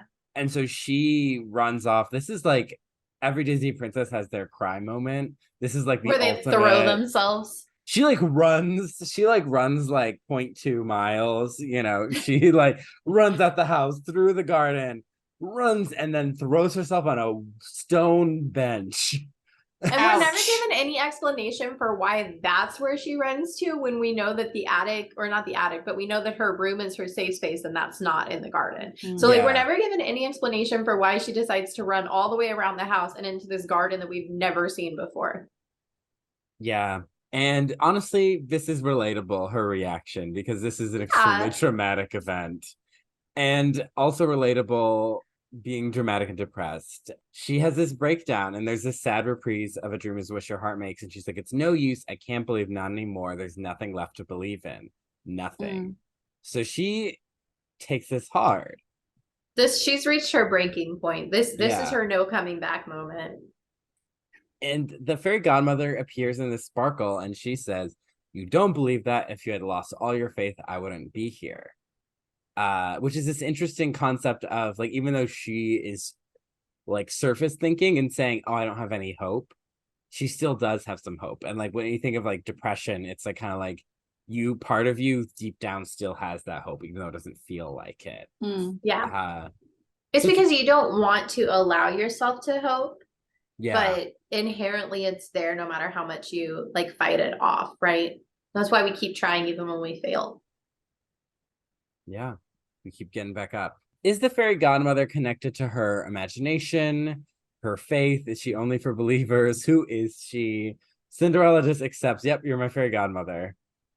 She's like, you're and she's like, fairy godmother? Yeah. As if, where has this bitch been her whole life? Like the amount of abuse she has tolerated for the last like 10 to 12 years, and you show up when she needs a dress and a night off. Like, where have you been? Listen, this fairy godmother, she went to fashion school. That's it. She was like with Tom Gunn, and she didn't have her Tim Gunn. She's like, why would I give you a new work dress when it's gonna get dirty? You know? She's like, I'm here for events. You know, she's not an event planner. I do quinceañeras, I do weddings, I do bar mitzvahs. I think like to kind of like take it in more of like a realism direction is that, you know, that like one shred of hope is that like this could be her actual moment to get free. Perhaps there weren't those moments before, and like she shows up, she's like, okay, this is actually your moment, don't fuck it up. Is there some kind of like seership that the fairy godmother has? Like maybe she's not just a fairy godmother, like maybe she's also a seer, and she's like, I can, you know, I had this vision, that I had this dream, because you know they have dreams and wishes. I had this dream that you went to the palace and you met the prince and you fell in love and got married. So like we got to get this shit on the road. Where's Bruno? Where's Bruno? Bring me the other animals. I'm gonna turn them into other Let's round it up. Let's go. So let's do a quick check-in. Check-in 3. So this whole middle act of her attempting to go to the ball is not in the Perrault story, but it is in other versions, like the Grimm version. In the Perrault tale, she accepts her fate, cries. The godmother who may live with them appears. This movie does it obviously a lot more cinematically. She's working towards a goal. She's facing obstacles. The worst possible moment, help appears. So we get this funny little silly lady. She sings bippity boppity boo. She turns the animals into other animals. You know, Pumpkin into a coach. It's dancing. She roasts Lucifer when he gets scared of the horses. She's like, serves him right. She keeps ignoring the dress, and Cinderella's like, the dress. And eventually we get the iconic transformation. Walt's beautiful transformation. Piece of animation. It's just a classic as it transforms. Even just the way her body like reacts to the magic. She goes like, It's like refreshing. Yeah. This is the eucatastrophe, as Tolkien would call it, like the moment where everything switches. She says it is it's like a dream, a wonderful dream come true. And the stepmother, or the fairy godmother, not the stepmother, is like, hey, the spell is broken at midnight. So everything will return back. And she's just like, Cinderella's like, well, thank you. It's more than I could ever hope for. And this scene is really, and this movie really is an integral part of the Disney brand of like, believe in your dreams and they will come true. In this one, in a very literal, someone will wave a wand and make it happen sense. Fingers crossed that happens to me. I just need to get a stone bench in my backyard and I'm set. Yeah. Can a fairy godmother come and pay off my student loans? I was just about to say, like, that took me a year to find a job, and that degree cost a lot more than my salary. So, like, if she wants to magic dust that away, I'm fine with it. Or you can pay off my car, like whichever you feel more comfortable with. Yeah, take a couple bills. Take a couple. Yeah. Like, we have a lot more you could do for the world than like this girl's dress. Yeah. But and she's like, sorry guys, I like, went Cinderella, to you don't school. need a dress, you need a resume. Like, well, I mean, it would be helpful. Yeah, it would be helpful. She's got years of experience running a household. I mean, come on. Exactly. Leadership experience, girl. Talking to animals. Yeah. Yeah. Conflict resolution. Absolutely. Kind of. At least de-escalation. De-escalation. Yeah, exactly. Yeah. She's got it. So that king, he's gonna fall off his balcony because he is mad. The prince is bored. He's yawning. He's like, yeah, boring. He's like, you're basic to all these girls. He's like, you're basic. I may be and gay. They are like, they do a good job of like making everyone look the same. You know, like the narrators, the animators, like did a very good job of like cookie cutting everybody. They have a lot of downdos, and Cinderella's got an updo. It's all just like really small. Like Cinderella is glittery and sparkly, and they all wear like undertones, and they're all variants of the same colors and just different patterns and styles. Like, yeah. And she's walking in. She's nervous. This palace is huge. She's just a good little girl. She's just a girl, as no doubt says, living in captivity, truly. Yeah, quite literally. But she's like, I'm here. She's looking around, and the prince sees her while the Grand Duke is roasting the king. Like, you thought this would happen, and then at what he's describing literally happens as the prince is like, I'm going after her, and just kind of like straight up walks past the stepsisters. And he goes to greet her, and the king's like, play the waltz, wake me up when they propose, And I love that, like, if they meet and dance to the waltz, then like, yep, proposal, we're getting married. Like, that is it, man. We are compatible dancers. That means we are good for life. Good for life. She's in her Enchanted Speak Now era. They're dancing. And the stepmom, and nobody's there to say speak now. The stepmom tries. She's like, she looks familiar, and then she gets blocked because the Grand Duke puts Mr. Worldwide. He puts that curtain in between them. Love it. And so this is love. We get this dreamy waltz, sparkly stars romance. It is very like beautifully animated sequence. The reason the prince obviously has not appeared until now, right? The Disney struggled to animate hot men. Like, they straight up said, like, we can't make like an attractive man very well and have him do a lot. So he initially was gonna have like a dear best friend and like do things, but they cut all that because like we can't animate him well. So and thus began the let's get married after knowing each other for 1 to 3 days trope. Yes. Philip was the first one they felt comfortable animating, like doing activities. And we love him. Love Philip. But it is midnight. She has to flee. He's like, I don't even know your name. She's like, I have to say the prince. He's like, what? And then the Grand Duke is chasing her. This is why I call him Mr. Worldwide, because he's like, Mademoiselle, French, Senorita. Oh, yes, he does. That's right. He does say senorita. I was like, what? And but maybe my brain was like, Spanish. My brain Maybe was she's from thinking Spain. Big Time Rush when you said worldwide. So I was like, oh, he loves her from afar. And like all these million girls like think he's cool. And he's like, I only think of you, girl. Like, don't like she and the prince almost kiss. Yeah. And we kind of talked about it in Sleeping Beauty, right? Was that where he kind of like, it's kind of a little cringy because he's like going after her a little bit. He keeps like grabbing her, like, come back. And this is sort of what happens in this movie too. And I was like, ooh, because he's like, oh, I have to go. And he's like, yeah, it's midnight. Why you gotta leave? Like, we're about to. It's like so early, girl. Yeah. Also, like, they're kissing pretty early. They don't even know each other's first names. Like, not to slut shame or anything, but like, they're feeling the vibe. I knew my husband for like 5 years when we kissed. Are on fire. Oh, that's cute. I mean, I've kissed on first dates before, and I kissed my husband on our first date. He kissed me. No, to be fair, we were friends to lovers, so we knew each other for like a really long time. Makes sense. Yeah. Yeah, I was Tinder to lovers. Nice. Yeah. Same. Tinder Snapchat really? To lovers. Yeah. Oh, never went to Snapchat. Cute.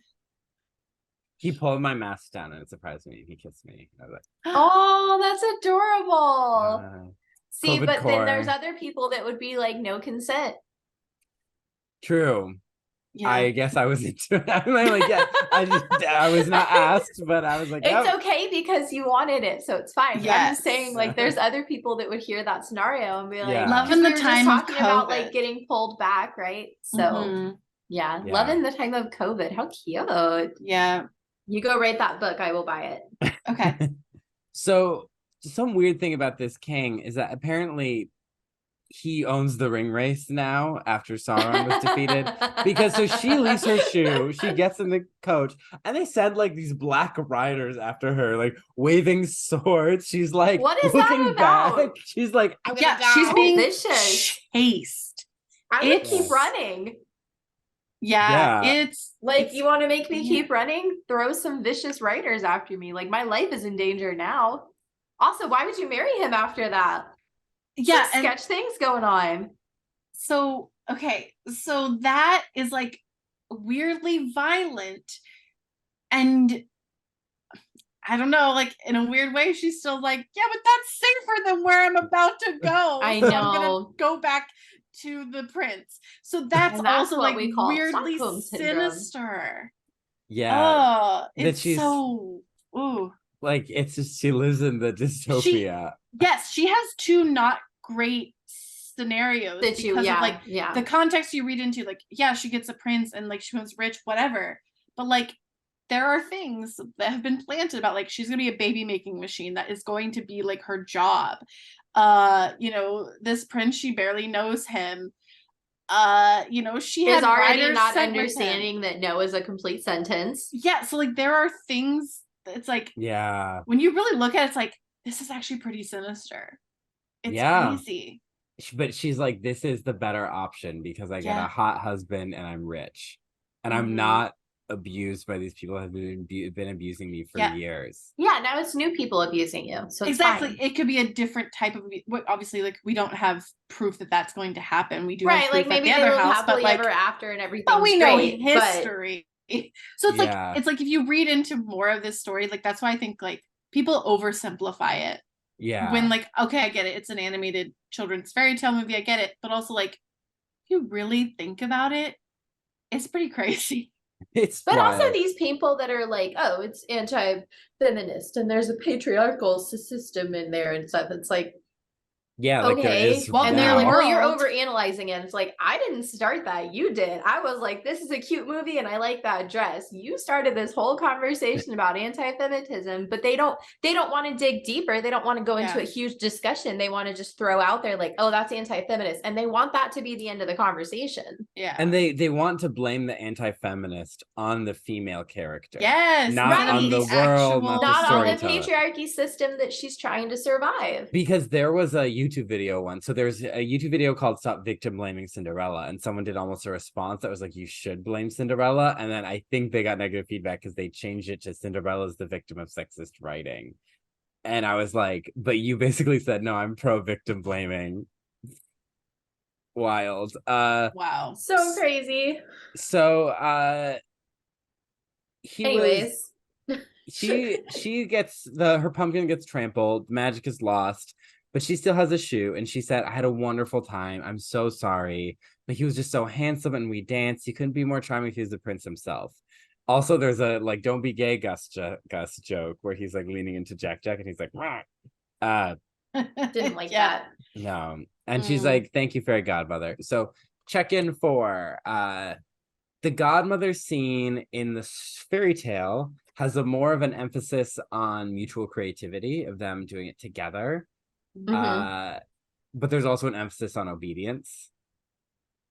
This is more about like the beautiful style of her silver dress. And this is just like Tim Gunn showing up for a makeover. Yeah, that's what this is. This is the ultimate makeover scene. Right. I wish they would have sang "Girls Just Want to Have Fun" as she tries on different outfits and ends I love it. I love a good montage. The ball in the story is less in the movie is less about fashion and stepsisters and is designed to be, I wrote Enchanted Taylor's version vibes. A little more romantic is like the tone of her and the prince. The prince is such an afterthought in the Perrault story. He's still an afterthought here, but he has a little more of an emphasis. Right. Cinderella says, I'm in love with him, or like, this is what love feels like. She sings a song. We have no word on how Cinderella feels about the prince in the fairy tale. Interesting. Well, and we don't really know how the prince feels. He's just like, I want the girl that wears this shoe. He just gives her compliments all night. Wants to right. Like, we don't know. Well, I guess they sing a song called This Is Love, so we can make certain assumptions, right? But yeah, in this movie, but in the context of the original story, I'm not sure we're given enough information to really analyze like what either one of them might want. There's also the stepmother kind of recognizes her. No one recognizes her. The ball is only one night. In the fairy tale, it's two, the Perrault fairy tale. There's much more of a chase sequence at the end. Yeah. Again, they're amping up the cinema, the drama. So let's get Act 3 is pretty quick. So this king is mad. He accuses the Grand Duke. Red-faced. He's red-faced. He's accusing the Grand Duke of collusion, basically. Can we talk about his bed though? Like, that thing looks so comfy. It's massive. It's basically fluffy. A giant. Yes. I mean, oh my if God, I it was looks like a grandkid, giant pillow, but you can jump on it. Like, I need that bed in my life. Yeah, if I was a grandkid, I'd want to hang out with Grandpa so I could jump on his bed. Right? Like, that's why he needs grandkids. Yeah, there's all that this bed is too big, something. and I don't know where his wife is. I'm guessing she either died or she didn't like it and walked away. I don't know. Yeah, that's something noble women could sort of sometimes do. That's what I mean by Cinderella has more rights at the end. So like noble women were not equal, but like compared to working class or poor women, they had a little more connection, a little more resource. They had a bigger role or they had more advantages in society because they could stand on their own. Money and privilege. So he is a bad father-in-law. I can just see some kind of am I the asshole about him. Like I can just see like my father-in-law hates me because I haven't given birth to a child yet. This is where I came from. He says I'm not doing my job. Like I can just see it. So poor my in-law's been waiting 10 years. It's not gonna happen.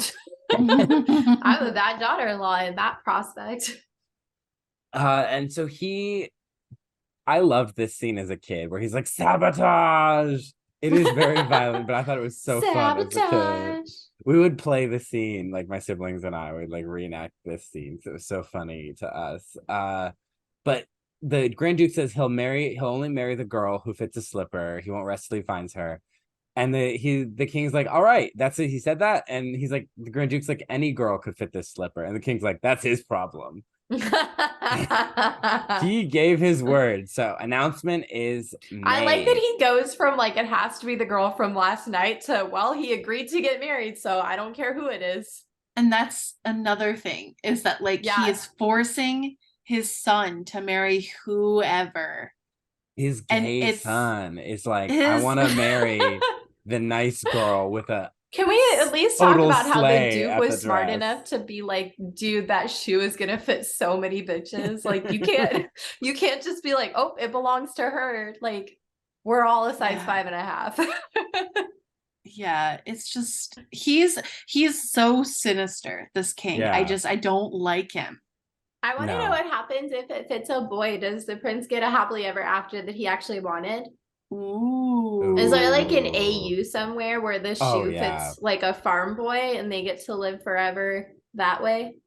AO3, it's back up, even though Russian hackers trying to pretend to be from Sudan tried to destroy it. Yeah, I love when fanfic is in the news. So Lady Tremaine the next morning is like, the king said this. She's like, Cinderella, get breakfast. She's waking up the stepsisters. She is ripping their blankets off and they're lifting their butts up in the air and they're like, "Ooh, butts!" You know, Disney loves the butt joke. There's a lot of them bouncing butts. These stepsisters, very Kardashian energy. And she's like, the Grand Duke is looking for the girl who fits the slipper. The Grand Duke's gonna marry her. They're like, no, the prince is gonna marry her. Why should we even bother? Because any girl could fit this shoe. Like, you can like try. From a person who has like 7 sisters, I love that like when they went into each other's room, it was like, this is still a bed. She just like went back to sleep. Yeah. She's like, scoot over. And Cinderella is like, the prince, and she like drops all the breakfast trays, like, and they're like, she's describing it, and Cinderella like can't believe it. She's having this like, oh my gosh, I have an out. Yeah, like my life is gonna change. She's having that kind of realization. It's like when I was at that terrible job and I would get a job interview, this kind of like, oh my god. And it's like they called me, they emailed me, they want me there. Yeah, it's like and so they're like throwing all this stuff at her, like, you need to mend this, mend that, and she's just like, literally, she's high. She's like, her eyes are glazed over and she's just like, yeah. She's in complete shock. I love it. I love it. She's like, I am about to be so done with all of you. Yep. Exactly. She's like, you're right. Take these clothes. I gotta go make myself look presentable. Yeah. Where are my mice friends to do my hair? She's like, he can't see me looking like this. And then Gus and Jack are like, oh, because the stepmother is like, wait, and she has this iconic evil glare with those eyes, and she is just, and there's like a shadow in the animation. There's a shadow at the same time, and the music changes. Like, it's beautifully crafted. And so she's just stalking up these stairs. She's one of the best Disney villains. Like, she's so evil. And they're like, Cinderella, because she's just doing her hair, and then she sees the stepmother lock her in, and she's like, no. Yeah, she's like, it's just such a upsetting scene. She says, please, you can't do this, you can't keep me in here, please. And she's like, ugh, because she was so close. I would be out that window so fast. I have a deep phobia of being trapped. Not claustrophobia, because I don't really care as long as I can get out of whatever space it is, it doesn't matter the size. But like, I have a deep fear of being trapped, and that door I would be breaking that thing down, or I would be shimmying out that window. One of the two. I mean, she's got a fuck ton of fabric. Right. Like, just make yourself one of those sheets. Right. Yeah. That tower can't be that tall. Or like do the sheet parachute, where you like you hold all 4 corners and you throw it when you fall. Like, I don't know if it's effective, but it's more effective than sitting at the door crying. Although that does technically work because the mice open the door for her, but still, I'm just saying. Yeah, she is just sitting there crying, and the mice are like, we gotta fix something. So the Duke is there. We get the stepsister doing like, your grace, and he's like, ugh. And they're trying to put on the slipper, and the stepmother even glares at them like, stage mom, like, don't embarrass me, like, and they're just doing cartoon antics, like beating up the guy trying to put on the shoe. The mice go on this very harrowing journey where they're in her pocket, they're in the teacup, there's tea. It's scary. But the stepmom is kind of relatable. I hate it, but she's relatable when she's like, that's still in my pocket, right? Okay, yep. Because I've been doing that it's anything important that's in my pocket temporarily. I'm like, that's still in there, right? Okay. Yeah. Yep. Same. So Cinderella sees them coming up with the key. They're like, Gus is struggling. He's like, I did not know I was entering my CrossFit era today. And she's like, yes. And then Lucifer grabs He's like, the diet starts Monday, okay? And Lucifer grabs them in the teacup, and she's like, Lucifer, let him go. And so the mice are like, they're lighting candles, love it, forks. They're like, we're gonna light your ass on fire. We're gonna stab you with our pitchforks. Like, they are ready to kill him. The birds are not dropping that I'm like projecting plates. like I love violence, but like it's justified in this moment. They're finally like, listen. Yeah, like it's enough. The birds are straight up dropping plates. I don't know how people don't hear like all this going on. Right, so yeah. much noise. The dude should be like, what's going on up there? We should leave. And then Cinderella has a solution, which I think is often overlooked, that she comes up with. She's like, get Bruno. So the birds go, and Bruno is like, she doesn't deserve Bruno's help after he was viciously attacked by Lucifer and then shoved outside after being scolded. But yes, Bruno saves the day. So he runs up and he scares that cat, and I think that cat is gonna die. I mean, that cat is in the sequel, so they didn't die, but that cat fell off that tower. Yeah. Listen, cats land on their feet, right? True. And they have 9 lives, right? Yeah. Right. Like, it's fine. And he's the devil, so he probably wouldn't have died anyways. Yeah. He just like, reforms. Right. So, like, he comes back as a snake. The Grand Duke is like, you're the only ladies here, I hope. I mean, I presume. And I love that. I mean, I presume. And Cinderella is like, wait, your grace. And he like looks and he's like, ooh, small feet. It's like, okay, Quentin. And whoa. Quentin Tarantino, sorry. Oh. Yeah, because Quentin Tarantino's obsessed with feet. I looked at my husband. I was like, what? You're like, what did you just baselessly accuse me? I was like, I've never heard him say that. Also, when did you guys like talk about wow yeah, I just find him on Instagram. Wow. What do you feel? How do you feel about feet? It's just not a common name. Yeah. So I was like, wait, what is that? That's honestly amazing. That's like the best response to like it was like a mid joke, but that response, I'm sorry, yeah. that makes it even better. So she's like, wait, your grace. And you're welcome, listeners. And the Grand Duke is like, oh, I said my orders were every maiden, but they're like, she's just a scullery maid. It's only Cinderella.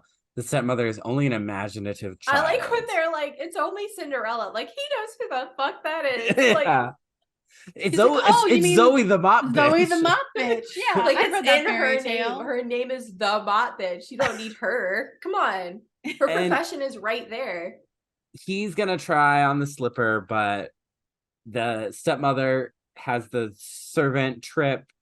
The slipper falls, crashes, shattered everywhere. When she's like, I have the other slipper. Like, I love her deliberately of that line. Like, because he's like, oh no. Slipper. He's like, I'm Miss Keisha dead. Like, he's like, I'm about to get so fired. Yeah, fired from life as a human. Fired from a cannon into the sun.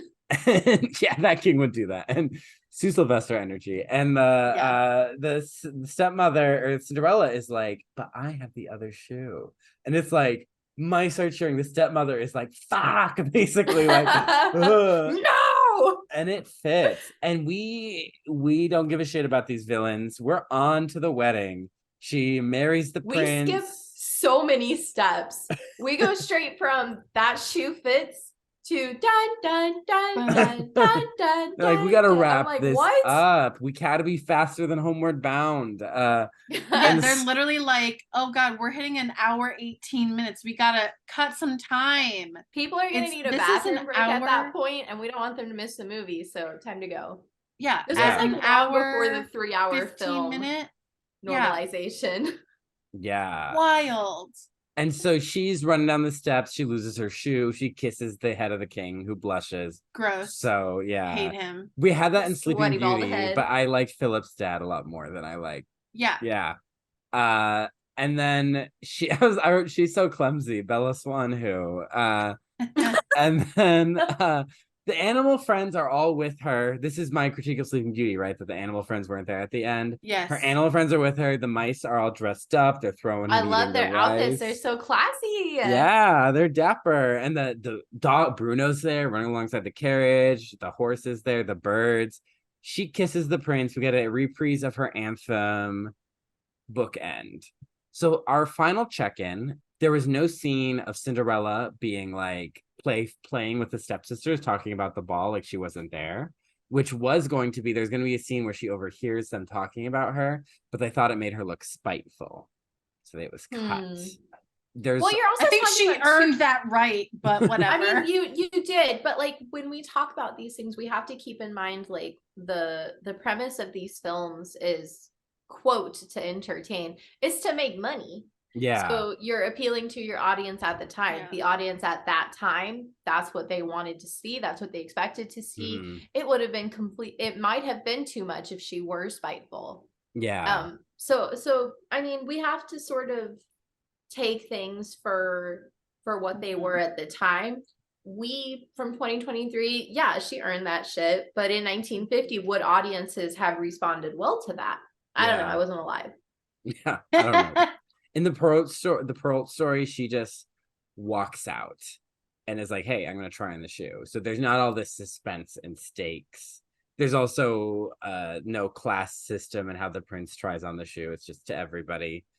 The broken slipper is a Disney thing. And there's no forgiveness in the Disney version. There's no wrap up. She's like, I don't give a shit about these people. Bye. Like, bye.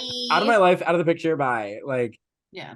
There was a scene, initially the ending was going to be her going to the castle and the prince being like, who are you? And the fairy godmother giving her the dress and him being like, it's you. But I think this is more climactic, at least. Yeah, I think the wedding's a little more climactic. Also, I feel like that would give off the impression that he didn't recognize her unless she was in something like really beautiful. And like it should be about like, oh, it's what's inside that matters. Yeah. All that would tell me is that Cinderella's about to have a lot of contouring work ahead of her, because that fairy godmother is not showing up every day to be giving her like that face and lacing hair and up vibes. That, like, yeah, she's about to have like a lot of work on her hands. Yeah.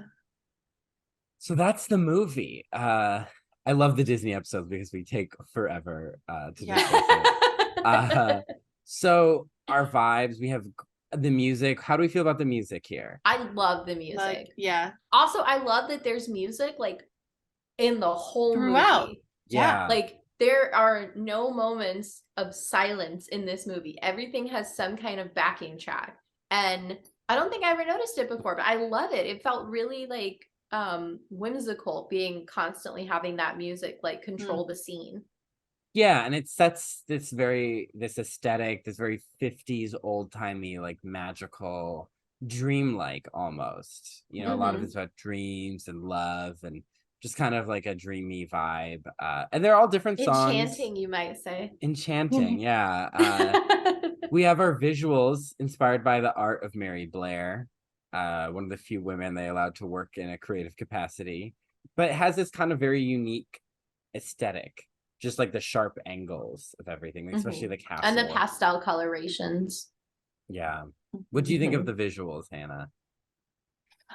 Yeah, no, I actually really like the way this movie looks. Even though like the animation's a little weird because you can kind of tell about the rotoscoping where like sometimes her eyes kind of go dead and that's really funny. But but like the movement is really graceful. And I think that is like one of its benefits. This scene behind me obviously is iconic. And then also like along with the like waltzing scene where they're waltzing around the room and stuff, like that's probably another iconic scene. And maybe I was sort of combining Beauty and the Beast and Cinderella, but for some reason I thought that they danced in front of everybody, but really it seems like they have a lot of privacy. They start in front of everybody. Yeah, they like rotate outside almost immediately. They do the private date on the best. So so that was kind of interesting. But yeah, I think it's really pretty, and it's definitely a fun watch for the visuals itself. The oldest animated movie we've watched on the pod. And the second oldest. Snow White yet? We haven't done Snow White. But this is the oldest animated one. And the second oldest movie in general, right? I think it's La Belle and La Bête. And then this. Yeah. So it's old. And so the animation isn't like as fluid as like Beauty and the Beast or even Sleeping Beauty. But it is like, it's still really beautiful. Just beautiful look. So let's talk about our characters real quick. Protagonist. Would you say it's Cinderella or the mice? Okay. So her desire is to just, you know, have a night off and wear a pretty dress, right? But the idea of that, like, she just wants to be out of the situation. And yes, there is that level of passivity, like we talked about, to how she ends up achieving it. But I think she has the strongest desire. Yes, because I was gonna say, like, if you're going survival, if you're gonna measure it by like the amount of activity toward that desire, I don't think that's necessarily fair, because I think that's like the easiest way to measure that. But this movie only exists because she wants out. Yeah. And the mice do actions that she cannot to help her to get out. The fairy godmother does actions to help her get out. But her want is just so motivating, like almost every scene. It motivates other people to do things. I was gonna say it's more like an inspiration. Like she's inspiring other people. Yeah, so I was gonna say, like, she has the desire and it inspires others. So I would say yes, she is the protagonist, because I don't think like measuring it in terms of activity. In Sleeping Beauty, we said that it was the fairies, but I think like when you see, I love Aurora, but she doesn't have the same like, oh, I'm going after something in all her scenes. Like Cinderella, she's happy living in the woods with her 3 lesbian moms. Yeah. Whereas Cinderella is like, I'm not happy here. No. I would like to leave. Yeah, so I think like she's like, I'd rather be asleep than awake. That's how unhappy I am. Yeah. Relatable. Not right now, but at other times in my life.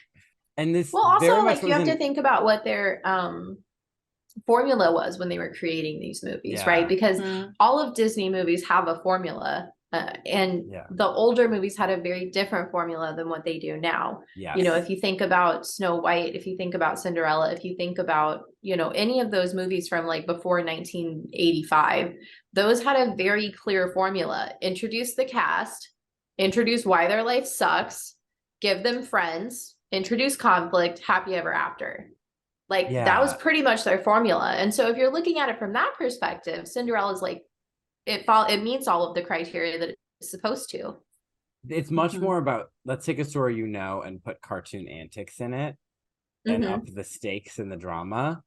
But it's like, it's not like Moana, right? You go into Moana, you don't know what's happening. But like everyone who went into Cinderella, you know that it's going to be like a happily ever after at the end at some point. Yeah. I think for me, the craziest thing about this movie for me is that she is barely in this movie, and yet people fell in love with her. And not saying that she doesn't deserve it, but it's just kind of crazy. Like the mice take up a huge chunk of this movie. Yeah. But everyone's like, we love Cinderella. Yeah. It's wild. As a child, I was like, that's my girl. I was playing Fifth Harmonies. That's my girl. I was gonna say, I love it. That's my girl. You wrote that song about when her. You were a kid. Yeah. And then they were like, I'm so glad you know that song because I play it on the podcast a lot. Like anytime one of the girls has like a clapback moment or something, I clip that song in, and I get so many people that are like, I've never heard this song before. So I'm like really glad that you referenced it. That song exists for fandom moments. I feel like it exists to be like, that's my girl. Exactly. But yeah, that's just wild to me. And so, yeah, because she's always kind of like inspired me. Like sometimes I literally have a WWCD. Like, what would Cinderella do? Like, you know, like she wouldn't throw shade, so we can't go there.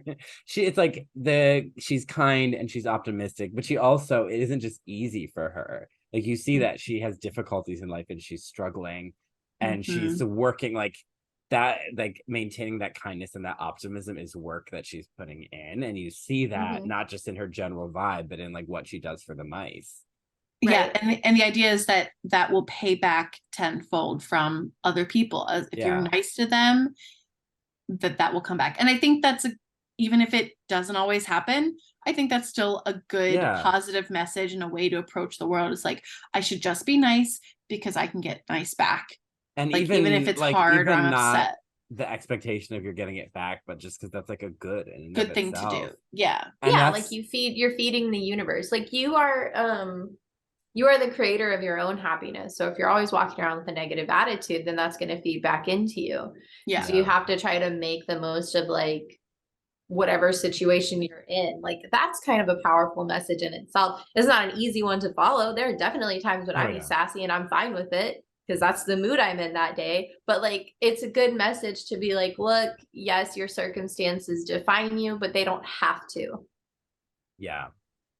I think, like, I get why people have issues with this character, and I get why, like, some people, she's not for them.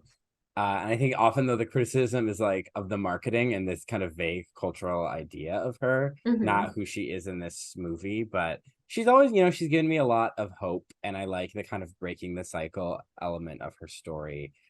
Do we ship her with Prince Charming? No. I mean, do we know anything about either one of them? She's nice and overworked, and he doesn't want to get married and is probably not interested in ladies. Yeah, so, I said I ship him as an escape route. Right, yeah. Like, oh, I said they're both surface level, so it's hard to ship them. Yeah, but they look really pretty, so let's be shallow, sure. Yeah. They make a hell of a movie poster. There was this cinema therapy video of like ranking Cinderella relationships, and also I just hate how people use therapy speech on the internet, so I shouldn't have clicked on this video to begin with.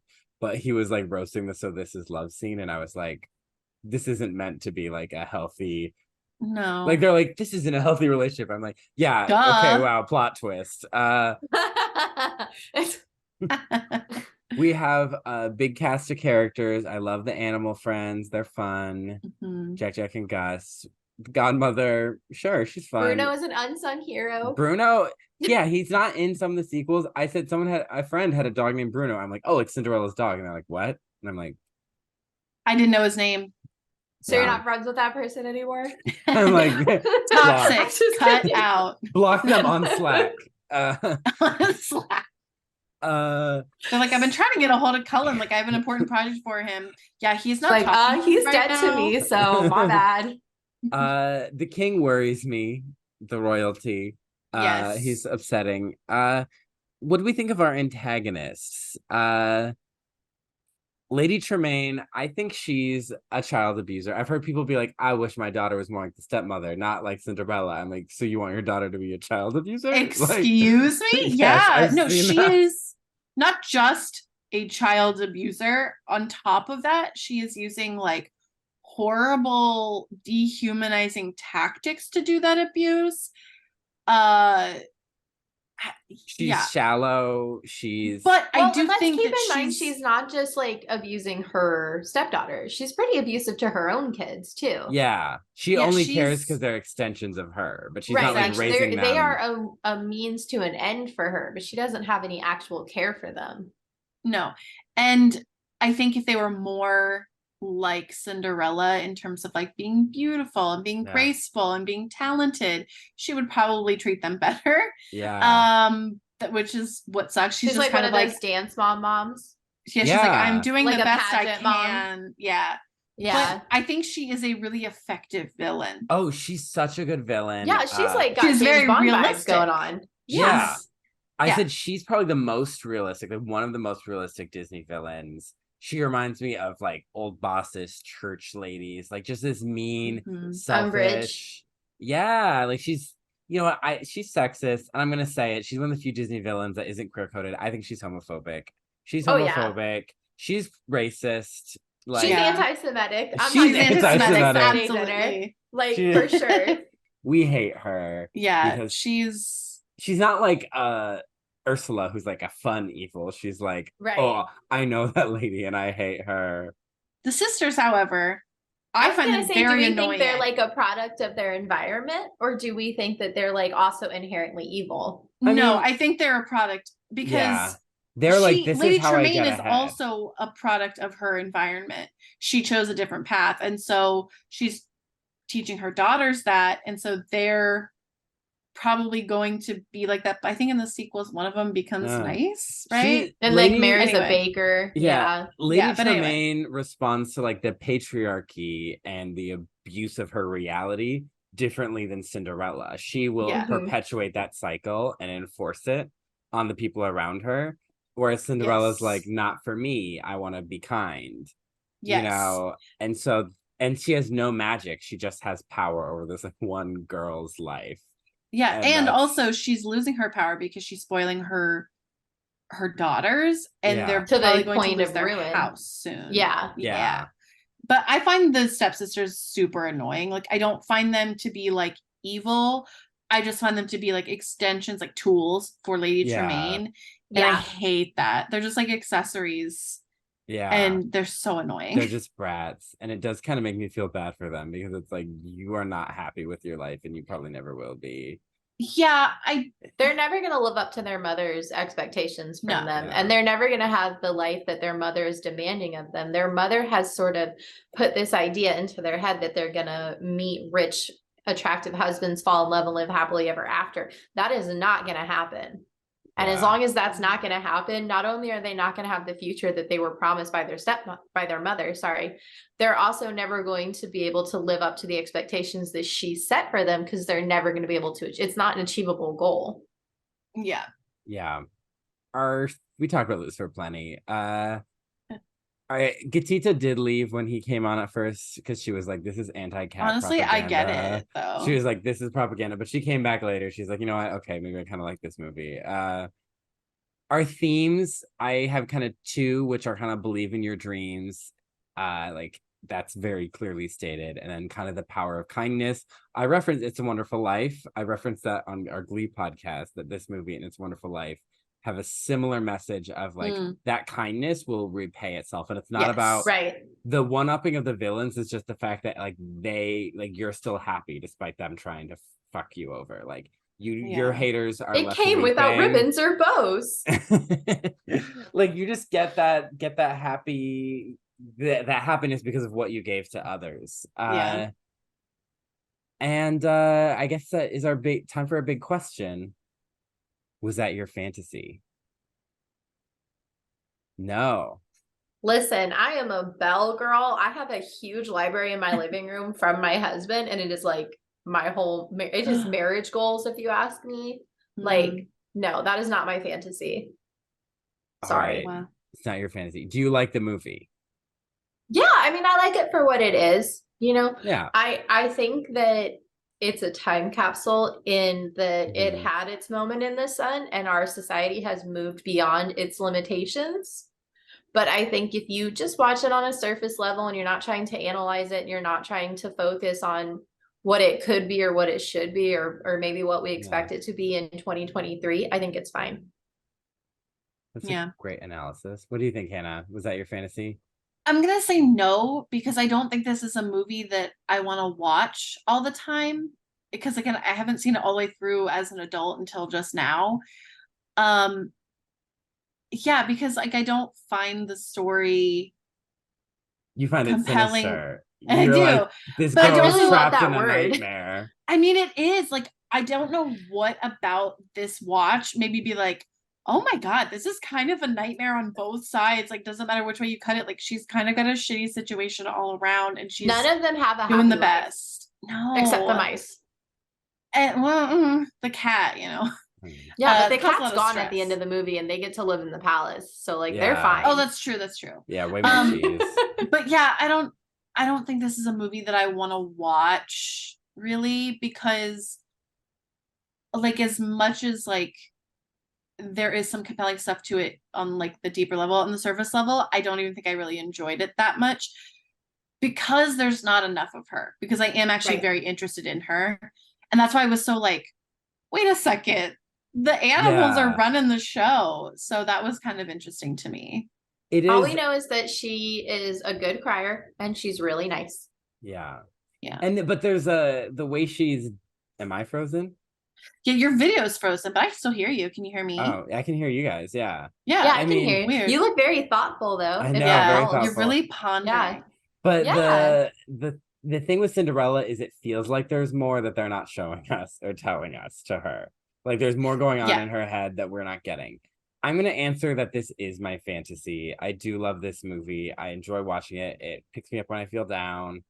And the father-in-law disturbed me more in this watch through. Yeah. But there is that kind of like, no matter how shitty things get, sometimes like something will happen, and all that work that you put in will pay off in an unexpected way. Right. So that kind of just that believe in your dreams, and sometimes they'll happen. I love this movie. I also love A Dream Is a Wish Your Heart Makes. It's also my anthem. The music is good though. Yeah. The music is great. And I love that the whole movie has music. Like I really felt like that kept me in the world building. Like I stayed in that space, in that presence, because that music was always on. Yeah. This movie does really like keep you in it. That's it. Let's plug stuff. Bethany, where can people find Prince Kai Fan Pod?